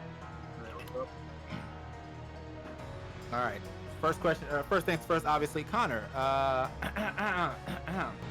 does it feel to put the entire world on your back? No, I'm kidding. Nah, but how do you? I mean, you obviously been slapping this game, so just how did you feel about your gameplay today? Yeah, I just thought I brought what I know I have to the table. I was just like, need to play my game, and yeah, it worked out for me, I guess. Like, I was playing well, but Yeah. I wish I took it a bit further, but hey, it was good. GG's to them lot, they're very good players. Yeah, and I mean, you did the thing. I mean, do you have any other characters that you have been playing? Because I feel like you were on one. You were on Asani the whole time, right? Like that's Yeah, I literally I picked up the game, picked a shiny, and I was like, yeah, I'll just stick with it, and that was it. Just played what I had to do. I mean, to be real, like that's if it clicks, it clicks. That's kind of how it happened to me with this character too. Yeah. So I was just like, I tried the other ones, but for some reason she just clicks the hardest. So like yeah, that's how I felt. Yeah. How recently did you pick up a shiny, Connor? Because my first introduction was you bopping me on quick play before the tournament today, and then in the tournament itself. So when did you just said that you found a shiny and it quickly clicked? When did that happen? I think like the Brawlout guys, a lot of them were like, "Oh, Connor, you should play this game." I think like 3 months ago, I think, and I've just been playing it off, like on and off. I like hop on from time to time. It's kind of hard because I'm EU, so I try to stay up, but it gets late, so yeah. I can't go against everyone all the time. That comment, it definitely gets late. Yeah. Yeah, I'm like, I'm looking right now. If it's 9:34, it's got to be like what, just like 3 o'clock for you right now. Yeah, it's like half 2 for me. Jeez. Okay. Okay. Well, either way. Oh, go ahead. I want to ask a question to the Brawlhalla, and I guess to Connor as well. So I was told not to do double elimination. I was told, and I already know how Pugsy feels about it, but I was told not to do double elimination because it was a crew battle. But I thought because it was only 5 teams, it's only 3 people, 3 stocks, it would be fine. Now the stream is like literally like a minute before like reaching 5 hours. So what do you guys feel that double elimination is fine if there's 5 teams? I mean, wasn't there like an hour and a half stream before the tournament? Yeah, right. So, Right. Yeah. So it totaled out to like 3.5 hours, which is really not that bad. Right. Yeah, I feel like it's probably team or how many teams you have dependent, and Right, this was like this was a good amount. I mean, you have 8 teams, maybe do like single, but like you have 5, so it's you want to get as much, maximize your play. So I was wondering because this is my first tournament I've ever done, so there was a lot riding. People dropped left and right. I was very upset. I was like, okay, well, this is not going well. Like Ollie said that he had work, so I was like, okay, you know what? I'm just gonna say that Ollie's on the team, but he's not really, So I mean, it was great that it actually worked out, and I'm glad that Connor came in and absolutely destroyed Pugsy. That was awesome. I was like, yeah. Agreed. Yes. Yeah, I think double elim, if you're able to, like time-wise, I think is generally better, because even if like it goes pretty long, you can cut some losers matches earlier in the rounds if there's a lot of teams. Yeah, and I think you guys didn't do a lot of losers matches on stream, right? Like I didn't really. No. So Rivals versus Brawlout was not played on stream. Okay. I don't think, Brawlout and Icons was played on stream. Smash was. So basically, one match was not played on stream, and honestly, it wasn't even that special. Yeah, the only thing special about it was I took 2 stocks off Connor. I mean, you could have afforded like to have it on stream if you wanted. Like I think I think the format was really good. It went. I have a question. Connor, are you gonna do a EU versus NA crew battle? Yeah, I'm always down. I'll try and represent the EU boys if I can. Plus one, let's go. Realistically though, you could also do round robin if you only have like 4 to 5 crews. Right. Yeah. That's it. I felt that would be longer than double. I felt like. Well, it depends on. I mean, it depends, but it's definitely a numbers-based thing. Like if you have 4 teams, then round robin could work, and it probably will fill out just as much time. But if you had like 6, 7 teams, probably not. I think round robin is also generally gives off more the impression of exhibition versus double eliminations, more like tournament. Yeah, it just depends what you're going for. Also, I think with the crew battle mode, it will probably go like in between matches smoother. So. That is a very good point. That would make things go a lot quicker, a lot of time between setting up each individual match. So, the plan, there was 2 plans that we had. Number 1, the first plan was that we were going to do the crew battle mode, but it was best of 3. and it was not going to be. It was going to be the crew battle mode, best of 3, so you had 2 stage picks, but it was going to be single elimination. But then we also had this plan, which was just best of 1, double elimination.